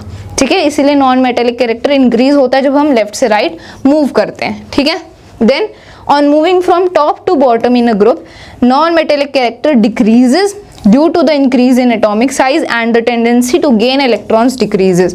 लेकिन जब हम टॉप से बॉटम मूव करते हैं पीरियोडिक टेबल में तो जो नॉन मेटेलिक कैरेक्टर है वो डिक्रीज होता है, क्योंकि एटॉमिक साइज बढ़ता है। एटॉमिक साइज बढ़ता है तो एटम की इलेक्ट्रॉन्स गेन करने की जो एबिलिटी है वो कम होती है। तो एटम्स को इलेक्ट्रॉन्स को गेन करने की जो एबिलिटी अगर वो कम हो रही है तो नॉन मेटेलिक कैरेक्टर भी कम होगा, इसीलिए non-metallic character decreases when we move from top to bottom. Okay, तो non-metallic character देख लिया। So this was the last topic of the chapter. पूरा चैप्टर हमने रिवाइज कर लिया है, हमने क्विक रिवीजन करी है चैप्टर की। अगर आपको डिटेल में पढ़ना है तो आप मेरा वो वीडियो भी देख सकते हो जिसमें मैंने डिटेल में समझाया हुआ है। अब क्या करते हैं, अब हम एनसीईआरटी के कुछ क्वेश्चंस को सॉल्व करेंगे और फिर हम प्रीवियस ईयर क्वेश्चन सॉल्व करेंगे।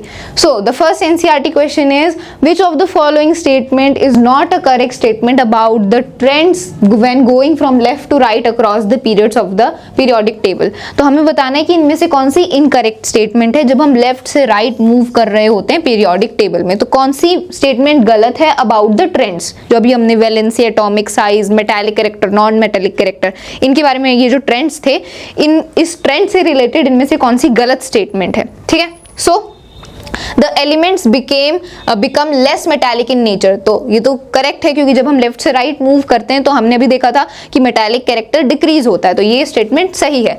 The number of valence electrons increases, ये भी सही है, क्योंकि हमें पता है कि जब हम लेफ्ट से राइट मूव करते हैं तो वेलेंस इलेक्ट्रॉन बढ़ते हैं। So this is also correct.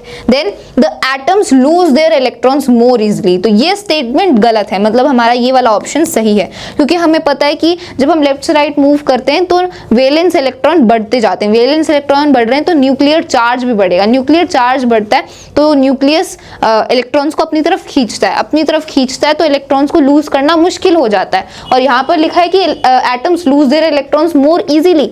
Easy तो होता ही नहीं, बहुत मुश्किल होता है, उल्टा जो एटम है वो इलेक्ट्रॉन्स को गेन करता है। So this statement is incorrect, तो ये ऑप्शन सही है। अगला ऑप्शन है the oxides become more acidic, तो ये भी सही है, क्योंकि हमें पता है कि जब हम लेफ्ट से राइट मूव करते हैं तो एलिमेंट्स का जो नॉन मेटेलिक कैरेक्टर है वो इंक्रीज होता है, तो नॉन मेटेलिक कैरेक्टर इंक्रीज हो रहा है, तो और नॉन मेटेलिक जो ऑक्साइड्स होती हैं वो एसिडिक होती हैं। अगर आपको याद हो तो हमने मेटल्स और नॉन मेटल्स वाले चैप्टर में भी डिस्कस किया था कि मेटल ऑक्साइड्स बेसिक होती है और नॉन मेटेलिक ऑक्साइड एसिडिक होती हैं। तो जब हम लेफ्ट से राइट मूव कर रहे हैं तो नॉन मेटेलिक कैरेक्टर बढ़ रहा है, मतलब जो ऑक्साइड्स हैं वो और एसिडिक हो रही हैं। सो ये स्टेटमेंट भी सही है, तो इस क्वेश्चन का आंसर है ऑप्शन नंबर सी। ठीक है, अगला क्वेश्चन है which element has two shells both of which are completed, तो ये हमें आंसर करना है, ये इस क्वेश्चन के पार्ट्स हैं। ठीक है, so which element has two shells both of which are completely filled with electrons, तो ऐसा कौन सा एलिमेंट है जिसके दोनों शेल क्या हैं, पूरी तरह भरे हुए हैं, तो दोनों जो शेल्स हैं वो कंप्लीटली फिल्ड हैं। तो हमें पता है कि पहले शेल में 2 इलेक्ट्रॉन्स आते हैं और दूसरे शेल में 8 इलेक्ट्रॉन्स आते हैं। तो ऐसा कौन सा एटम है, ऐसा कौन सा एलिमेंट है जिसके दोनों शेल्स कंप्लीटली फिल्ड हों, तो ये हम कैसे पता करेंगे, तो ये इलेक्ट्रॉनिक कॉन्फ़िगरेशन है, इनको ऐड कर दो तो 8 + 2 कितना होता है, 10 होता है, तो 10 इलेक्ट्रॉन्स हो गए। तो नंबर ऑफ इलेक्ट्रॉन्स मतलब एटॉमिक नंबर, तो एटॉमिक नंबर 10, तो ऐसा कौन सा एलिमेंट है जिसका एटॉमिक नंबर 10 होता है, इट इज नियॉन, तो इसका आंसर है नियॉन। तो नियॉन का एटॉमिक नंबर 10 होता है, मतलब इसकी इलेक्ट्रॉनिक कॉन्फ़िगरेशन 2-8 होगी, तो दोनों जो शेल्स हैं वो कंप्लीटली फिल्ड हैं। सो पहले का आंसर है नियॉन। ठीक है, अगला पार्ट है द इलेक्ट्रॉनिक कॉन्फ़िगरेशन इज 2,8,2। तो ऐसा कौन सा एलिमेंट है जिसके इलेक्ट्रॉनिक कॉन्फ़िगरेशन ये है? तो क्या करोगे, आपको एटॉमिक नंबर निकालना पड़ेगा। एटॉमिक नंबर कैसे निकालें, इनको ऐड कर दो। तो 2 + 8 होता है 10, 10 + 2 होता है 12। तो ऐसा कौन सा एलिमेंट है जिसका एटॉमिक नंबर 12 है? It is magnesium. तो इसका आंसर है मैग्नीशियम। ठीक है, सेकेंड पार्ट का आंसर है मैग्नीशियम। थर्ड है a total of 3 shells with 4 electrons in its valence shell. तो ऐसा कौन सा एलिमेंट है जिसके 3 शेल्स हैं? ठीक है, 3 शेल्स हैं और जो लास्ट वाला जो वैलेंस शेल है उसमें 4 इलेक्ट्रॉन्स हैं। तो देखो, पहले शेल में तो 2 इलेक्ट्रॉन्स होंगे, दूसरे शेल में भी 8 इलेक्ट्रॉन्स होंगे, और तीसरे शेल में बोला है कि जो वैलेंस शेल है, मतलब जो तीसरा वाला लास्ट शेल है, उसमें 4 इलेक्ट्रॉन्स हैं। तो लास्ट में 4 हो गए। तो कौन सा एलिमेंट है जिसकी ये इलेक्ट्रॉनिक कॉन्फ़िगरेशन है? तो ऐड कर दो। सो 2 + 8 इज 10, 10 + 4 इज 14। तो 14, तो एटॉमिक नंबर 14। तो ऐसा कौन सा एलिमेंट है जिसका एटॉमिक नंबर 14 होता है? It is silicon. सो इसका आंसर है सिलिकॉन। ठीक है, इसका आंसर है सिलिकॉन। ठीक है, then a total of 2 shells with 3 electrons in its valence shell। मतलब ऐसा कौन सा एलिमेंट है जिसके 2 शेल्स हैं और जो लास्ट वाला शेल है, मतलब जो दूसरा शेल है, उसमें 3 इलेक्ट्रॉन्स हैं। सो पहले तो शेल में 2 इलेक्ट्रॉन्स और लास्ट वाले शेल में बोला है 3 इलेक्ट्रॉन्स हैं। सो 2 + 3 होता है 5। तो ऐसा कौन सा एलिमेंट है जिसका एटॉमिक नंबर 5 होता है? It is boron. तो इसका आंसर है बोरॉन। ठीक है, बोरॉन। लास्ट पार्ट है twice as many electrons in its second shell as in its first shell. तो ऐसा कौन सा एलिमेंट है जिसके सेकेंड शेल में पहले शेल के ट्वाइस इलेक्ट्रॉन्स है, मतलब पहले शेल में जितने इलेक्ट्रॉन्स है उसका डबल है उसके अगले शेल में। तो ऐसा कौन सा एलिमेंट है? तो पहले शेल में तो 2 इलेक्ट्रॉन्स होते हैं, अब अगले शेल में इसका डबल है। सो 2 का डबल होता है 4। तो दूसरे शेल में 4 इलेक्ट्रॉन्स हैं। तो 2 + 4 होता है 6। तो एटॉमिक नंबर हो गया 6। तो ऐसा कौन सा एलिमेंट है जिसका एटॉमिक नंबर 6 होता है? It is carbon. तो आंसर इज कार्बन। सो इसका आंसर हो जाएगा कार्बन। ठीक है, तो ये क्वेश्चन तो कंप्लीटली इलेक्ट्रॉनिक कॉन्फ़िगरेशन पर ही बेस्ड था। अगर आपको इलेक्ट्रॉनिक कॉन्फ़िगरेशन पता है एलिमेंट्स की, तो आप इसको आंसर कर सकते हो। ठीक है, let's move on towards the next question. Next question is how does the electronic configuration of an atom relate to its position in the modern periodic table। तो हमें ये बताना है कि किसी भी एलिमेंट की, ठीक है, किसी भी एलिमेंट की जो इलेक्ट्रॉनिक कॉन्फ़िगरेशन है, मतलब एटम की होती है इलेक्ट्रॉनिक कॉन्फ़िगरेशन और फिर वो तो एलिमेंट की ही होगी। तो एक मॉडर्न पीरियोडिक टेबल में एलिमेंट की जो पोजीशन है वो इलेक्ट्रॉनिक कॉन्फ़िगरेशन पर कैसे डिपेंड करती है, मतलब उस एलिमेंट के एटम की इलेक्ट्रॉनिक कॉन्फ़िगरेशन पर कैसे डिपेंड करती है उस एलिमेंट की position in the modern periodic table. Okay, so इसका हमें आंसर करना है। तो जैसा कि हमें पता ही है कि किसी भी एलिमेंट की पोजीशन मॉडर्न पीरियोडिक टेबल में डिपेंड करती है नंबर ऑफ वैलेंस इलेक्ट्रॉन पर। जितने वैलेंस इलेक्ट्रॉन होंगे उसी हिसाब से उस एलिमेंट की पोजीशन होगी, क्योंकि जैसा कि हमें पता है कि जिन एलिमेंट्स के same number of valence electron होते हैं वो एक ही ग्रुप में होते हैं, है ना। एक ग्रुप में जितने भी एलिमेंट्स होते हैं उनके number of valence electron same होते हैं। तो वैलेंस इलेक्ट्रॉन पर, नंबर ऑफ वैलेंस इलेक्ट्रॉन पर डिपेंड करती है उस एलिमेंट की पोजीशन। और नंबर ऑफ वैलेंस इलेक्ट्रॉन किस पर डिपेंड करते हैं? इलेक्ट्रॉनिक कॉन्फ़िगरेशन पर। जैसे इलेक्ट्रॉनिक कॉन्फ़िगरेशन होगी उतने ही तो वैलेंस इलेक्ट्रॉन होंगे। जैसे फॉर एग्जांपल ऑक्सीजन की इलेक्ट्रॉनिक कॉन्फ़िगरेशन होती है 2,6, तो इसकी वैलेंस इलेक्ट्रॉन हुए 6। तो जो वैलेंस इलेक्ट्रॉन है वो इस इलेक्ट्रॉनिक कॉन्फ़िगरेशन पर ही डिपेंड करते हैं। ठीक है, सो इसका आंसर हम रिटन स्टेटमेंट में कैसे लिखेंगे? The number of valence electron. Okay, so this is the answer. इसको रिटन स्टेटमेंट में हमें ऐसे लिखना है। ठीक है, number of valence electrons decides an atom's position in the periodic table while the electronic configuration decides the number of valence electron. ठीक है, सो आप इसको नोट कर सकते हो। Okay, so now let's move on and let's discuss about. So अब हम कुछ प्रीवियस ईयर क्वेश्चंस को सॉल्व करेंगे। So now let's solve some previous year questions. So the first question is what is the similarity in the electronic configuration of magnesium, calcium and strontium. So ये 3 elements हैं और हमसे पूछा है कि इनकी इलेक्ट्रॉनिक कॉन्फ़िगरेशन में क्या सिमिलैरिटी है। So the answer is all the elements belong to the group 2 and have 2 electrons in their valence shell. तो ये तीनों जो एलिमेंट्स हैं ये ग्रुप 2 के एलिमेंट्स हैं। ठीक है, ये ग्रुप 2 में आते हैं, क्योंकि हमें पता है कि एक ग्रुप में जितने भी एलिमेंट्स होते हैं उनके वैलेंस इलेक्ट्रॉन सेम होते हैं। सो इसीलिए इन तीनों एलिमेंट्स के जो वैलेंस इलेक्ट्रॉन है वो सेम है। कितने वैलेंस इलेक्ट्रॉन है? 2 वैलेंस इलेक्ट्रॉन है। तो इन सभी के वैलेंस शेल में 2 वैलेंस इलेक्ट्रॉन है और ये तीनों के तीनों ग्रुप 2 के एलिमेंट्स हैं। ठीक है, ओके। सो ये पहला क्वेश्चन था, बहुत ईजी था। अगर आपने अच्छे से वहाँ पर अच्छे से रिवाइज किया है, अच्छे से इस टॉपिक को पढ़ा है, so you can answer this question. Next question is the two isotopes of chlorine have atomic mass 35U and 37U, should they B placed in separate slots in the periodic table. तो chlorine के दो isotopes हैं जिनका atomic mass है 35U और 37U, तो क्या इनको सेपरेट स्लॉट्स में, मतलब अलग अलग कॉलम में रखना चाहिए, अलग अलग जगह रखना चाहिए पीरियोडिक टेबल में, या फिर सेम जगह रखना चाहिए?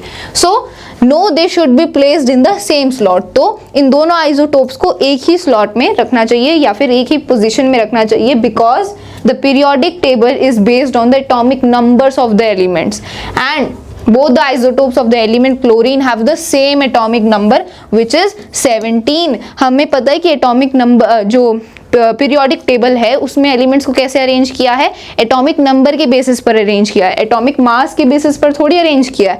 और दोनों का एटॉमिक मास बेशक अलग अलग है, लेकिन दोनों का एटॉमिक नंबर सेम है which is 17। Atomic number same है तो हम इसको इन दोनों एलिमेंट्स को इन दोनों आइसोटोप्स को एक ही स्लॉट में एक ही पोजीशन पर प्लेस करेंगे, ठीक है, क्योंकि दोनों के एटॉमिक नंबर सेम है, okay. Third question is an element X has mass number 35 and the number of neutrons is 18. Identify group number and period of the element X। तो कोई एलिमेंट है X, उसका नाम हमें नहीं पता और हमें बता दिया कि उसका मास नंबर 35 है और नंबर ऑफ न्यूट्रॉन्स 18 है, ठीक है। तो हमें बताना है कि इस एलिमेंट का ग्रुप नंबर क्या होगा और पीरियड क्या होगा, मतलब ये कौन से ग्रुप में है और कौन से पीरियड में है, ठीक है। तो हमें ये बताना है, तो कैसे बताएंगे? तो देखो, ग्रुप नंबर और पीरियड नंबर बताने के लिए हमें सबसे पहले एटॉमिक नंबर और इलेक्ट्रॉनिक कॉन्फ़िगरेशन का पता होना चाहिए, तभी तो हम बता पाएंगे कि इस एलिमेंट के कितने वैलेंस इलेक्ट्रॉन है, कौन से ग्रुप में आएगा, कौन से पीरियड में आएगा। तो सबसे पहले तो हमें इलेक्ट्रॉनिक कॉन्फ़िगरेशन ही पता करनी पड़ेगी। इलेक्ट्रॉनिक कॉन्फ़िगरेशन पता करने के लिए हमें एटॉमिक नंबर पता करना पड़ेगा। तो एटॉमिक नंबर हम कैसे निकालेंगे? इस एलिमेंट X का एटॉमिक नंबर हम निकालेंगे mass number minus number of neutrons, क्योंकि मास नंबर क्या होता है? मास नंबर होता है number of proton plus neutron. तो अगर हम प्रोटॉन्स और न्यूट्रॉन्स को ऐड कर दे तो हमें मास नंबर मिल जाता है। तो मास नंबर हमें दिया हुआ है 35, नंबर ऑफ न्यूट्रॉन्स हमें दिया हुआ है 18। तो प्रोटॉन्स, नंबर ऑफ प्रोटॉन्स हमें निकालना है, क्योंकि एटॉमिक नंबर क्या होता है? नंबर ऑफ प्रोटॉन्स ही तो होता है। सो एटॉमिक नंबर निकालने के लिए हम mass number minus number of neutrons कर देंगे। तो 35 माइनस 18, यहाँ पर 18 आएगा, ठीक है, और ये 17 आएगा, ठीक है। सो एटॉमिक नंबर आ जाएगा 17, क्योंकि मास नंबर 35 है और नंबर ऑफ न्यूट्रॉन हमें 18 गिवन है। तो 35 माइनस 18 होता है 17। सो इस एलिमेंट का एटॉमिक नंबर कितना है? 17 है। एटॉमिक नंबर पता चल गया तो इलेक्ट्रॉनिक कॉन्फ़िगरेशन हम निकाल सकते हैं। सो इलेक्ट्रॉनिक कॉन्फ़िगरेशन होगी 2, 8, 7। तो जो लास्ट शेल है which is the valence shell, तो उसमें कितने इलेक्ट्रॉन्स है? 7 इलेक्ट्रॉन्स हैं। मतलब इस एलिमेंट के वैलेंस इलेक्ट्रॉन कितने हैं? 7 है। तो अगर वैलेंस इलेक्ट्रॉन 7 है तो अब तो हम ग्रुप नंबर और पीरियड नंबर इजीली निकाल सकते हैं। सो इस एलिमेंट का जो ग्रुप नंबर होगा वो 17 होगा, क्योंकि इसके वैलेंस इलेक्ट्रॉन कितने हैं? 7 है। सो ये 17th ग्रुप में होगा। और पीरियड नंबर कितना होगा इसका? 3, मतलब ये 3rd पीरियड में होगा, क्योंकि इसके 3 शेल हैं, है ना। इलेक्ट्रॉनिक कॉन्फ़िगरेशन से आप पता कर सकते हो कि इस एलिमेंट के कितने शेल्स हैं? 3 शेल्स हैं। 3 शेल्स हैं, इसीलिए कौन से पीरियड में होगा? 3rd पीरियड में होगा, ठीक है। सो हमने ग्रुप नंबर और पीरियड नंबर निकाल लिया with the help of atomic number, ठीक है। So this was the last question. So we have completed the revision of our chapter periodic classification of elements। हमने इस पूरे चैप्टर को अच्छे से रिवाइज कर लिया है। हमने सभी टॉपिक्स को रिवाइज किया और फिर हमने NCERT के कुछ क्वेश्चन सॉल्व किए एंड देन हमने प्रीवियस ईयर क्वेश्चंस भी सॉल्व किए, ओके।